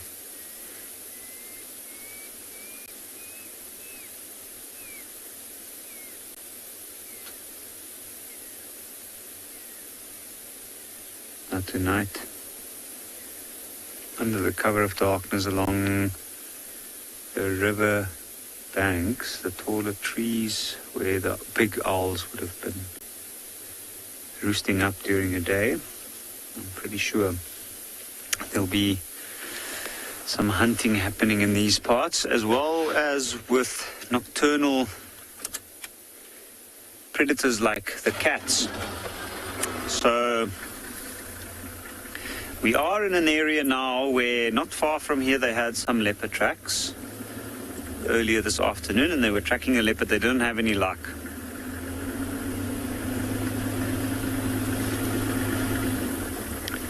But that doesn't mean that we can't have any luck. If we have it timed right at this point, then we might be able to pick up on signs of the leopard moving along the road, or maybe we might even get to smell where the leopard's marked its territory.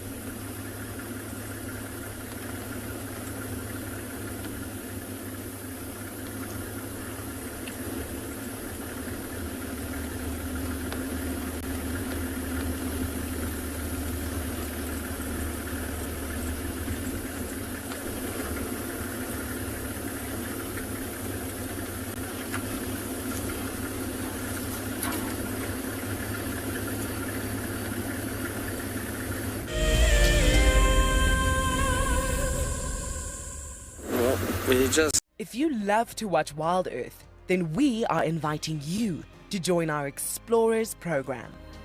For a monthly subscription, you will have the opportunity to win fantastic Wild Earth expeditions, join our guides for a chat around the fire, receive weekly highlights from our shows, and much more. All the money will go to keeping these live safaris on air, which in turn allows us to escape into nature every single day. The Endangered Wildlife Trust fights at the forefront of conservation, across the vast Karoo and sweeping grasslands, in remote pockets of forest, along road networks, across African skies, and in communities to conserve our wildlife and wild spaces. Help us to protect forever, together. Donate now at ewt.org.za. My name is Lauren, and I'm currently working in Djuma Private Game Reserve here in South Africa. I love answering your questions during the live safaris. It's my favorite part. It feels like you're on the vehicle with me, and I'm able to teach you exactly what you want to know. If you want to ask a question on Wild Earth, then you need to register on our website. Once registered, you must go to the live safari page and ask your question below the live feed. Guys, just watch what's happening. See, watch the elephant, watch the lions. See, the first ones to run are the cubs.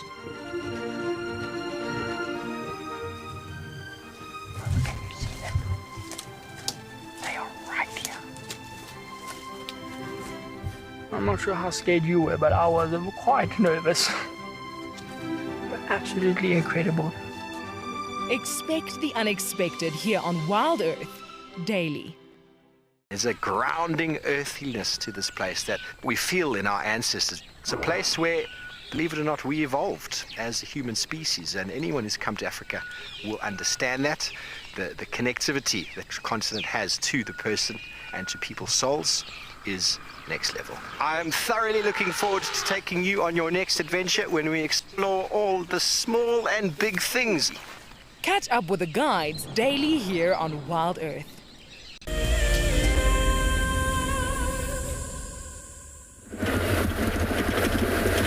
Updates from our side. Miss Tswalu, the Duchess of the West, has crossed into the property. We've got the update, and she's crossed in on this corner. But of course, we are now behind her, which is not easy. So I've got Tristan in, and we're going to work together on this. I'm going to search the boundary, Triple M, in case she decides to pop back out, which is entirely possible. And Tristan's going to check Zoe's. You've got to love a team player. Teamwork makes the dream work, so hopefully one of us gets her. I mean, we are covering quite a substantial area, but she's crossed from the south or the southwest into Djuma. I love those updates. The updates I don't like are when animals cross out. But she's in here somewhere, and we do know Tswalu's quite a predictable leopardess, I would say, especially in comparison to Miss Kalamba. And we do know the roads likes to use, especially when she's on patrol. Once you learn an animal's territory, they will use sort of key roads in their core area that you'll be able to find them on time and time again. They are little creatures of habit. So hopefully we manage to find her. I haven't seen Tswalu in a while. But of course night has fallen. Got my spotlight out. It's not going to be the easiest thing in the world, but we shall try.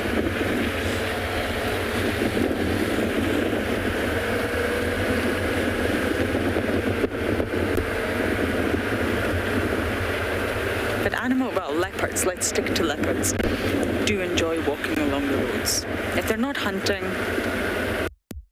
if they're not searching for prey, they will use roads. That makes it, of course, easier for us to find them.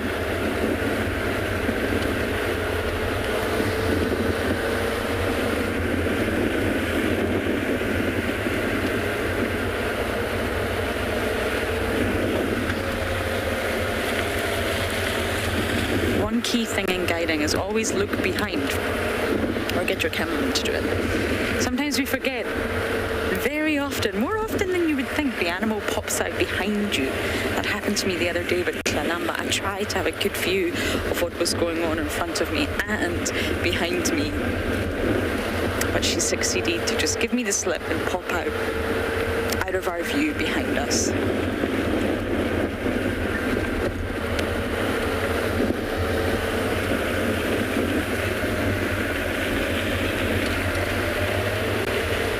Drive up to the next road and just turn off and listen.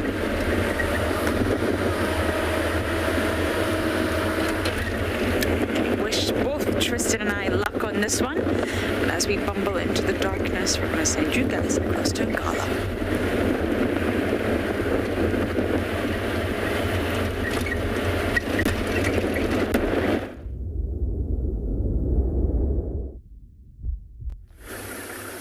So we have decided to come and drive past this area to see if we might have some luck with a leopard that's been in and around this area over the last few days. Although she's not been seen, only the signs of her. But then a hare decided to run in front of me in the road. Oh, luckily he's off now.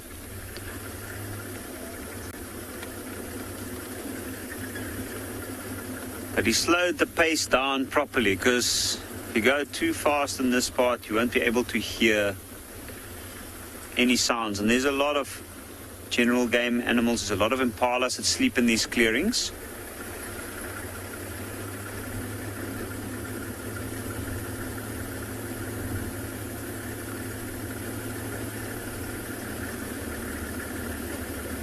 If I got the name correctly, Liz, what other predators become active in the evening? Hyena is definitely one, which is another animal that we might see in this particular part. They often congregate early evening and early morning on open spaces like this to listen out and just get a feel for their surroundings of what might be a good direction to head into. And then lion, of course. There's also a lot of small predators like the white-tailed mongoose, the smaller cats, African wildcat, caracal, even serval.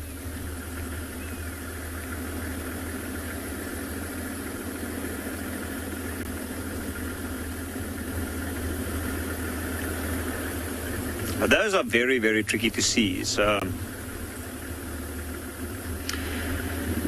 the larger predators are often the ones that if you know where they've generally been, it might be actually a little bit of a more reliable option to go for.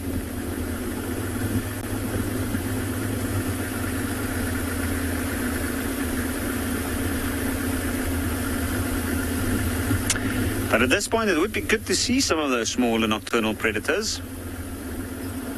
They're tricky to find. They're very small, so they're easy to bypass.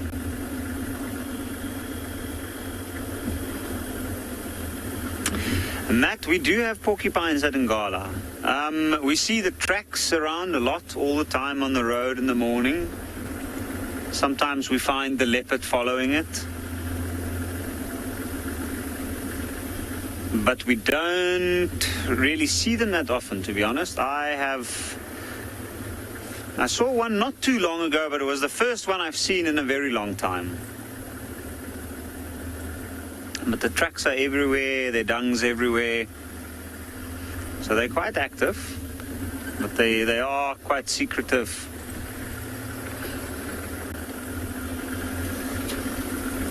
And highly nocturnal, so they only really come out a little bit later in the evening.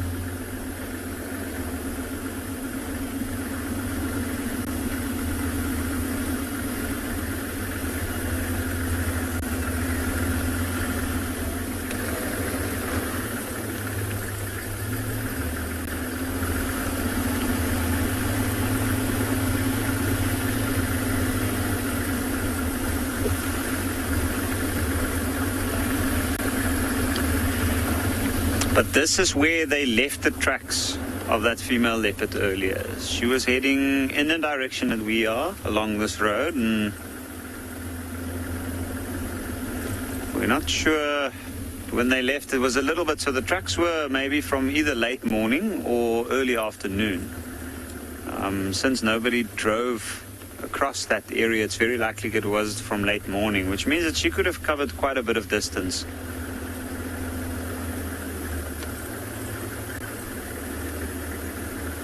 It's also very tricky to tell exactly if it is a leopard that we know that moves in this area, because there are a few leopards that move through this area, although most of them are not animals that we see regularly.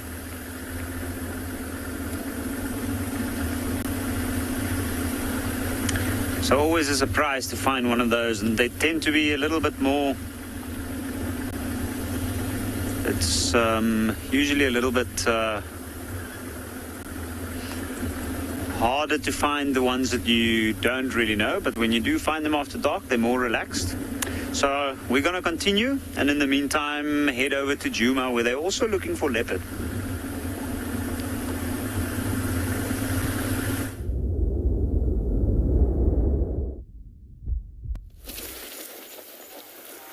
We are. It's a report of Shadulu crossing in, as Lauren mentioned, but nothing that we can find so far. It's a horrible, horrible place where she's gone in. So we've checked a little bit, and I'm just parked off at the moment. You'll see that there's a bit of blue and orange. It's just the night sky off in the distance. And the reason why I'm parked off here right now is that there's a herd of impala in front of me, and it's not too far from where she crossed in. And so I'm just standing by a little bit just to listen and see if maybe, just maybe, she's not stalking these impalas.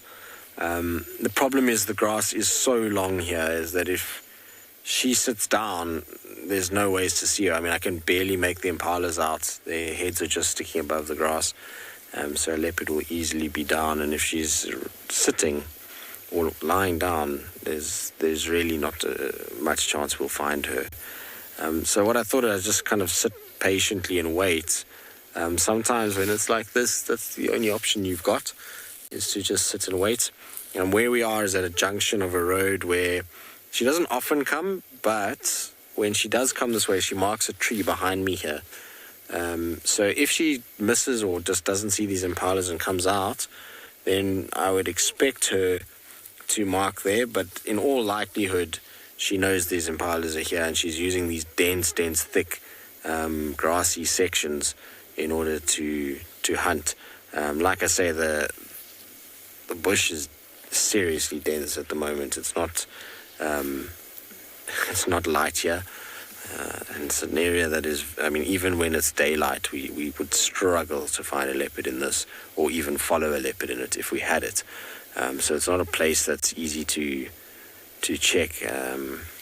Just gonna have to be patient and hope for the best. She might bypass completely and pop up onto the road further ahead.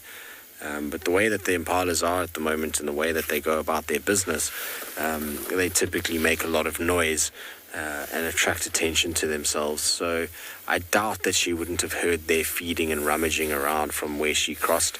It really isn't that far at all. You might see a few lights, and particularly a very bright one on the horizon. That very bright one that you see there is the kind of direction in which she was coming in. Obviously not from the light, I mean, that's miles away, but that's the kind of direction, if we've sort of faced where we are now, where she would have moved towards. And the impalas are kind of between us and where that light is at the moment. I don't want to shine on them or anything like that, and while we do have infrared, it won't catch where they are. They're quite far from the section that we're in at the moment. So yeah, it's just a waiting game right now. If she was walking on the road, it obviously would have made life a whole lot easier, but she cuts straight into a drainage line, and then that drainage line runs the two nearest roads is where we're at the moment. And for now, there's no sign of her, I'm afraid. But it's worth being patient for.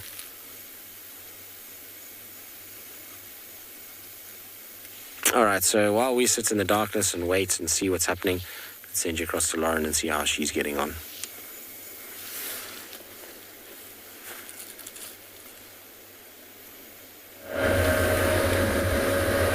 Nothing on my side. Tristan is down this way in front of me. I've done a huge loop, but the thing is, she's in this block and is pretty mahusive, to be honest with you. We were there about 5 minutes after she crossed in, so I think she's still sort of much further down the other side. But what we do have, dearest Impo, before it runs away, we have a scrub here, which means we will need to go into IR. And I feel like I haven't given much appreciation to the scrub hairs lately. You know, they are wonderful. And we do naturally drive past them a lot.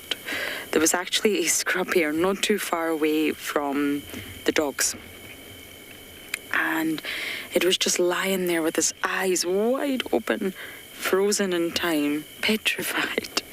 I could probably smell the dogs or hear the dogs. Of course, they've got incredible hearing. And I personally don't give them enough credit, so that's me scolding myself. Hello? No, that's far from ideal. Now we can't see you, you're in front of the car. And now we can't move, it's in front of the car. Great, gotta love a scrub hair.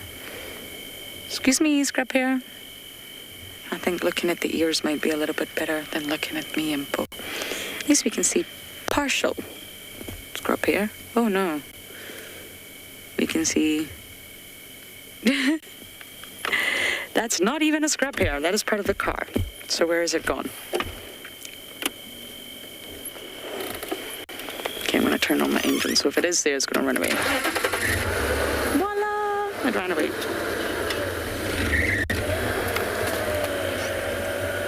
So yes, I am also I'm going to be the mobile vehicle. Tristan's going to be the stationary vehicle, and he's right. Listening for sounds, listening for impala. At the end of the day, in the dark, impala are going to be the ones that give the game away. But she's here somewhere.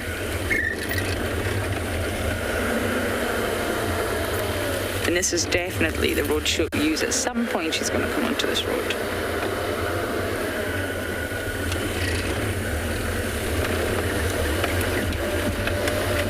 But whether we get her tonight or not, it does leave potential for tomorrow, of course.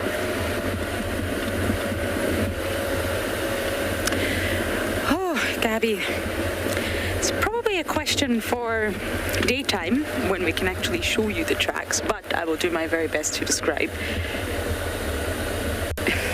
If you walk on the sand, your footprint is going to be extremely crisp and sharp. You're going to be able to see every single line of your sneakers or every single sort of pattern that you have on the soles of your feet.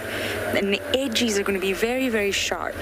Now, if you imagine coming back the next day and looking at that footprint, especially when you've got windy conditions, if you blow on sand, it's going to be still going to be there, it's still going to be present, but it's nowhere near as clear and as sharp and as crisp, if that makes sense. The wind will have blown the grains of sand over, and it just looks old. So when we say fresh, it's obviously very difficult to determine how fresh, i.e. was it in the middle of the night or was it just half an hour ago? But because we do drive Juma round and round and round and round again, we do know the road. So I can tell you, I just came on Zoe's and there was not one single leopard track. So if I go out on Zoe's tomorrow, I will also be able to tell you, if I saw that track, that at some point during the night it was a leopard. So you know it's fresh. So it's also knowledge of the landscape, knowledge of the individuals, and just looking really, really close at how crispy, sharp that track is. I hope that answered your question. But it's easier to see during the day when we can actually show you. We can actually sort of put our hand on the sand and show you our fresh handprint. And then, of course, we can show you a not so fresh handprint. That's why I find it so tricky coming back once you've been away, because you've got to sort of get back into it, understand where the animals are moving, which area are they using, and then of course you start to learn where they all are, and then you know the roads, you know what's fresh and what's not. We still see tracks of lions on Gowrie Main, but they're about a week old.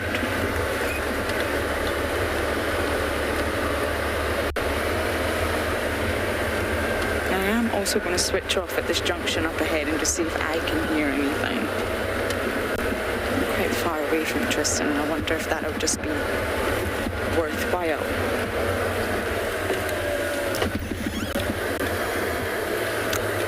I always find Shadulu on this road, this one up ahead. Always, always. So she's definitely going to pop out somewhere, so I think if I just also stop and listen just for a moment or two. Our engines are extremely noisy. It's sometimes hard to actually hear any sounds of the bush. Okay, I'm going to sit here for a minute or two. Hopefully we get lucky with some alarm calls, and you guys are going to go across to Ngala.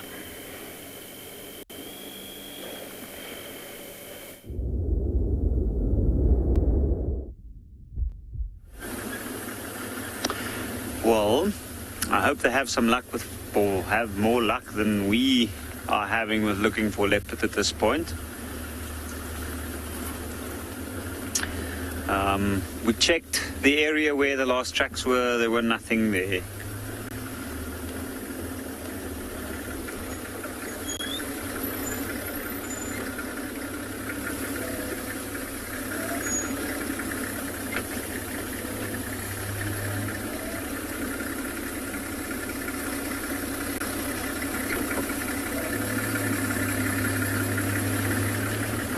Some tracks of hyena on the ground, which is, there was a spot where I could see something lay down, and when I looked down I could see it's the hyena moving off. Now the hyena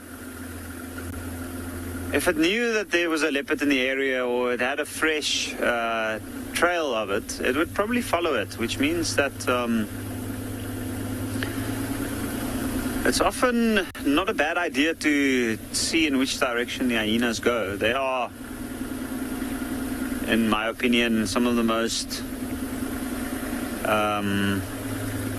successful animals with tracking other animals.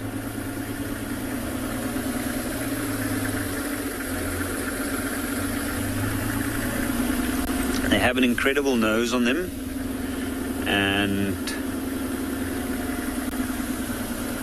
because of that, they also know the area so well. Like, they don't just have to go on hearing and sight, they can also smell their way along a trail of something. If it's a leopard marking, they might follow it for a while if it's very fresh, because they know that it'll probably try and hunt.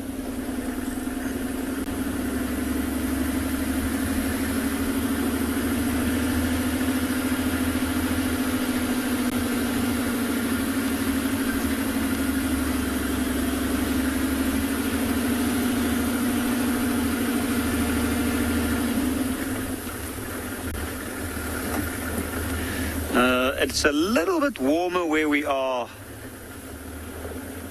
than close to the river, where there's actually starting to get quite cool as the cool air is sinking in there. And that's why we're sticking around here for now. Safari bird, how often do we see pangolins? Not very often. They are very difficult to see. And yeah, in fact, I don't even remember when last I saw one on Gala, which is definitely not this year.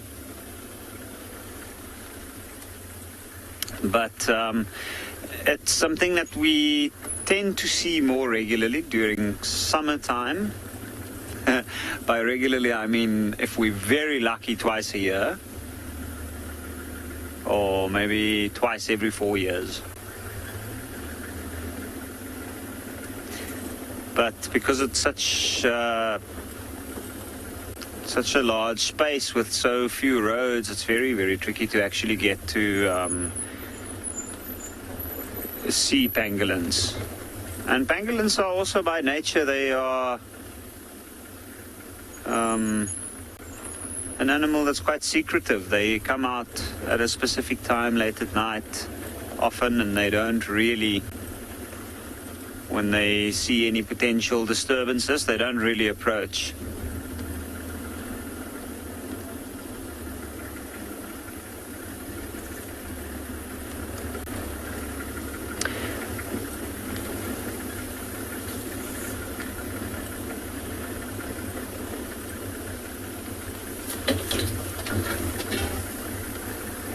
But we're on a road now that runs along a bend within the river.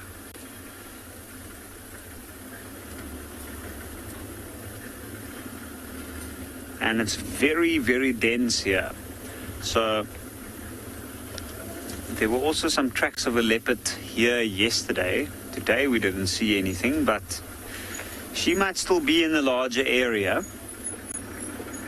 And in amongst the tall grasses around this part of the river, the taller trees, there's a lot of small little creatures that might hide here during the night.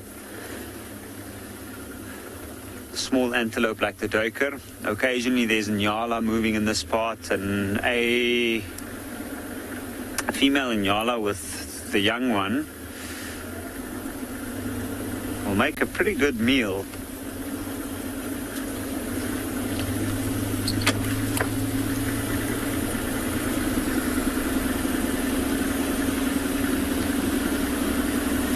There's also always a chance of seeing other creatures that might come to the road, like maybe owls, the spotted eagle owl. It might come down to the ground and try and hunt some insects off the ground.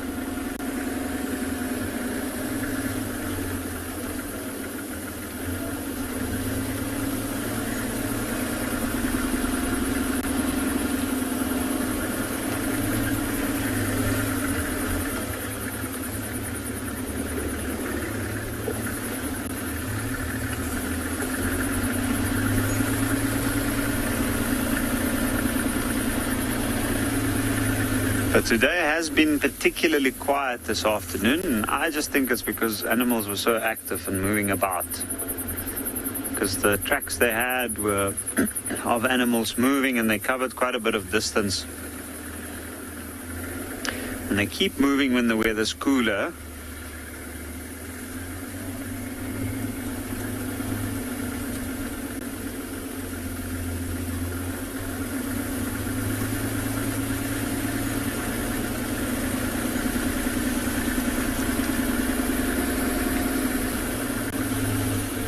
But where we're driving now, it's actually quite pleasant. And that's because it's like a little bit sheltered from any cool breeze.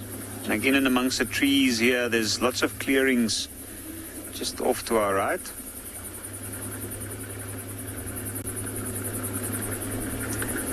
And because of that, I can feel those warm air pockets here.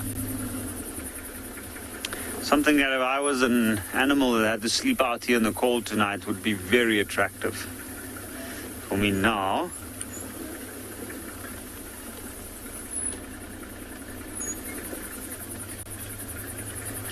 But what I'm going to do now is I'm going to drop down into the riverbed.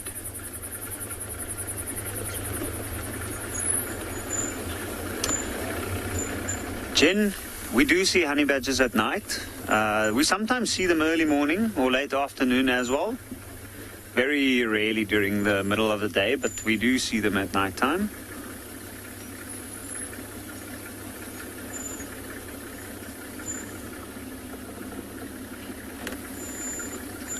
And the riverbed is often a good place to look for them.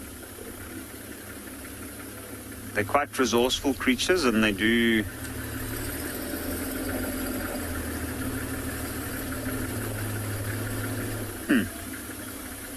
Actually, I'm just thinking, I think I'm going to head towards the other side. Go past where there's a small little bit of water up on the bank. But honey badgers, we tend to see them more further up north into the reserve at night time.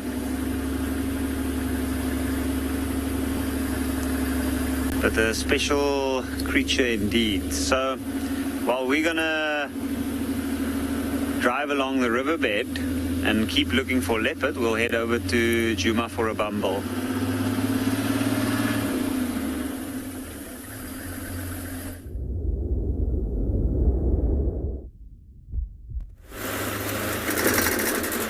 Well, yeah, honey badger is a cool creature. We don't actually see that many of them now at this time of the year. When it gets a little more open, then we start to see them. Although Trish saw a few. Her honey gooses, which who knows what she was seeing half the time, but most of them were white-tailed mongoose. But she did have honey badgers, so they are around. Very cool little animals. Anyway, we've had no luck with Shadulu. We've sat with those impalas, we did a little loop. We've checked nothing to indicate her coming out, so I think she's just hunting the impalas. But quite honestly, I went in a little bit behind those impalas just to see, and I got about 20 meters and I was like, there's no ways. I mean, it literally is wall-to-wall bush with grass that's over the bonnet, and so that's a recipe for me smashing poor Rusty's underbelly into smithereens at this time of the day, which was not ideal. But I think Rusty deserves a little break from time to time, so we'd rather just do some loops and see if she comes out. But honestly, I'd be very, very, very, very surprised if she hasn't seen those impalas and is stalking them. The kind of amount of space between her and where the road is not much, and most leopards with their sense of hearing will pick that up very, very quickly. So I'd be very kind of surprised if she didn't. But anyway, I mean, sometimes stranger things have happened, and sometimes they pop out, and other times they don't. And if they don't, well, tomorrow morning is another day. Come and try and find her tracks and try and see if we can follow her tracks from there. It'd be nice to get Shadulu as a little last-minute leopard. She's been elusive of late. Not nearly as predictable or as reliable as she has been in the past.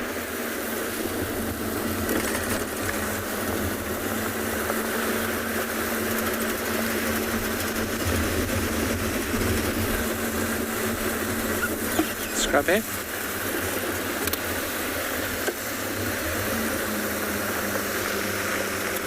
He's just running towards me, so I'm just going slowly past it. David, you want to show the scrub here?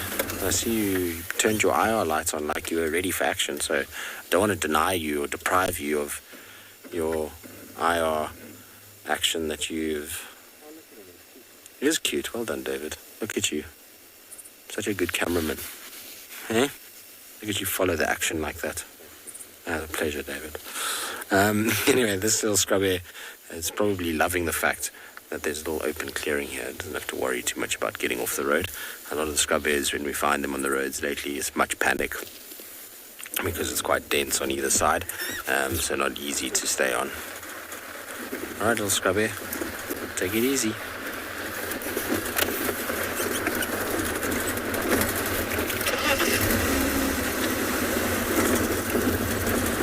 All right, so we'll try one more time around for a last-minute leopard. See if we maybe get some luck.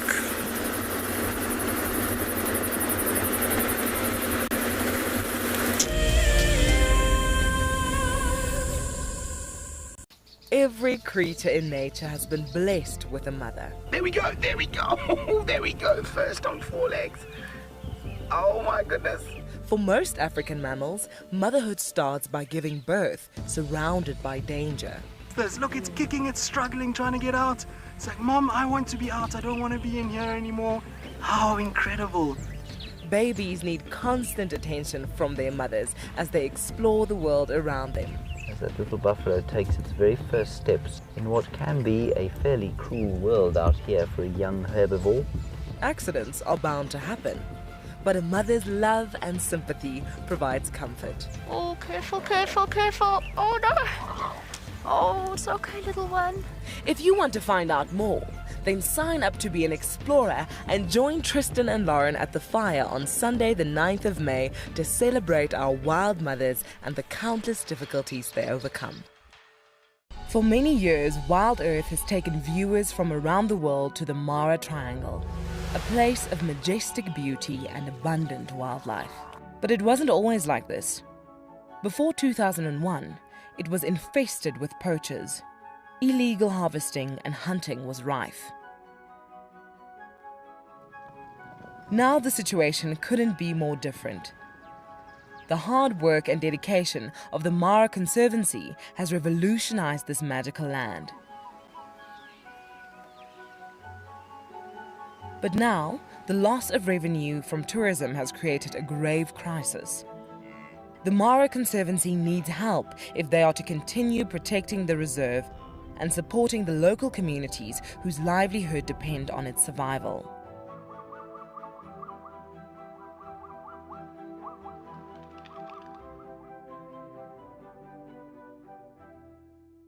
It's a huge privilege to be in these incredible places with these amazing animals. I love filming lions. When they do get up and do something, it's always spectacular. When they are playing, are incredibly fun to watch, especially sub-adults and cubs. I love being in the bush and working in these incredible places with these amazing animals. We want to bring it to you so that you can almost feel like you're right there and be able to experience it and enjoy it the way we.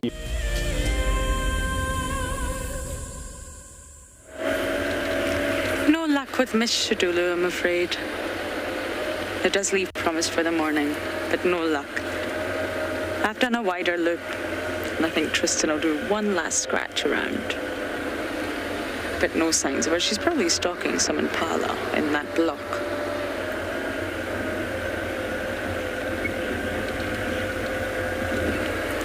I have no idea what my director said, but I have to send you to Tristan.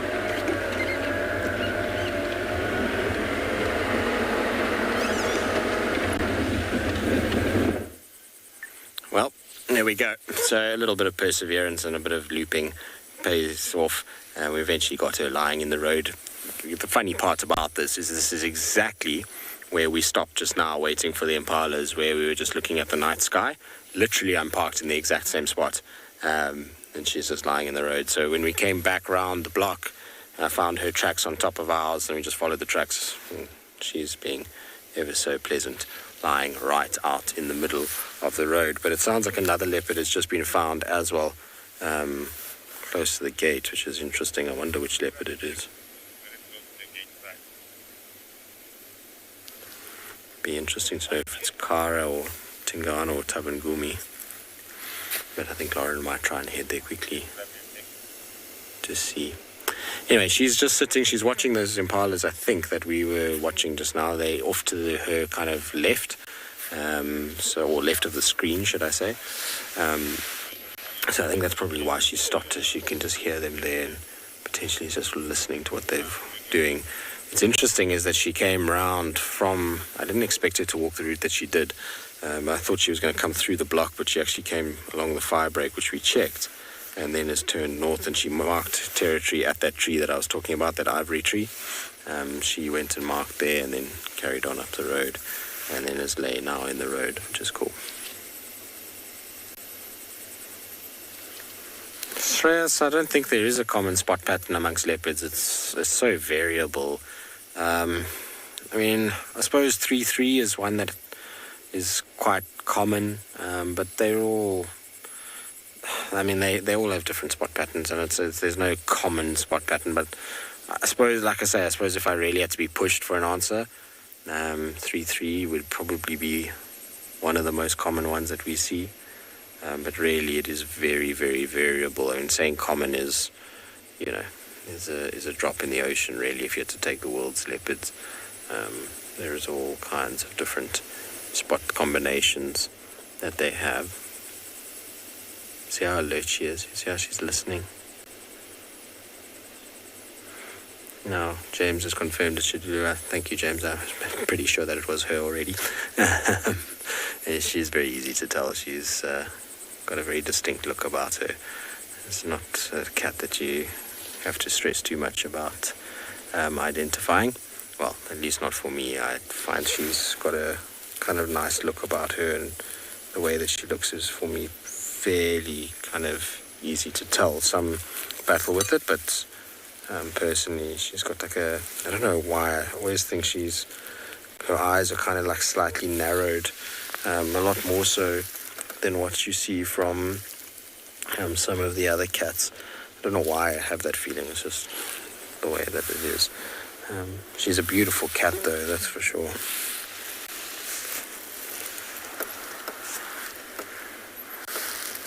Mimi, were you saying when a leopard marks a tree, how long will they be there for?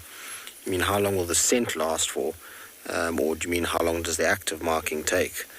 If we're talking how long does the scent last for, that's very variable on time of the year and weather conditions. So is it raining? Is it not raining? Is there wind? Is there no wind? All of these kinds of things will dry out urine faster. Also, are there other leopards in the area that are scenting over it? So that's one side of it. In terms of how long the process takes, if she's just scenting a tree, it's not even, a second maybe, just turns and sprays. If she's scraping her feet, slightly longer. But it's really not a long process to mark trees. But in terms of how long it lasts for, like I say, so variable. Depends on the amount of urine sprayed. It depends on how long it is until the next rains. These kinds of things are all kind of part of the variableness of the scent. She's beautiful, though, isn't she? She's sitting there like she owns the road, and quite frankly, she does. At this stage, she is most certainly welcome to pretend like the road is hers.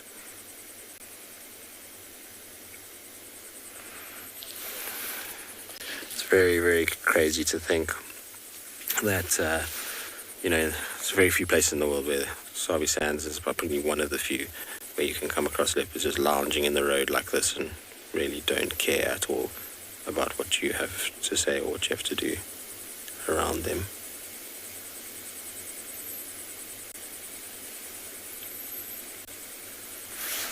Very, very, very cool.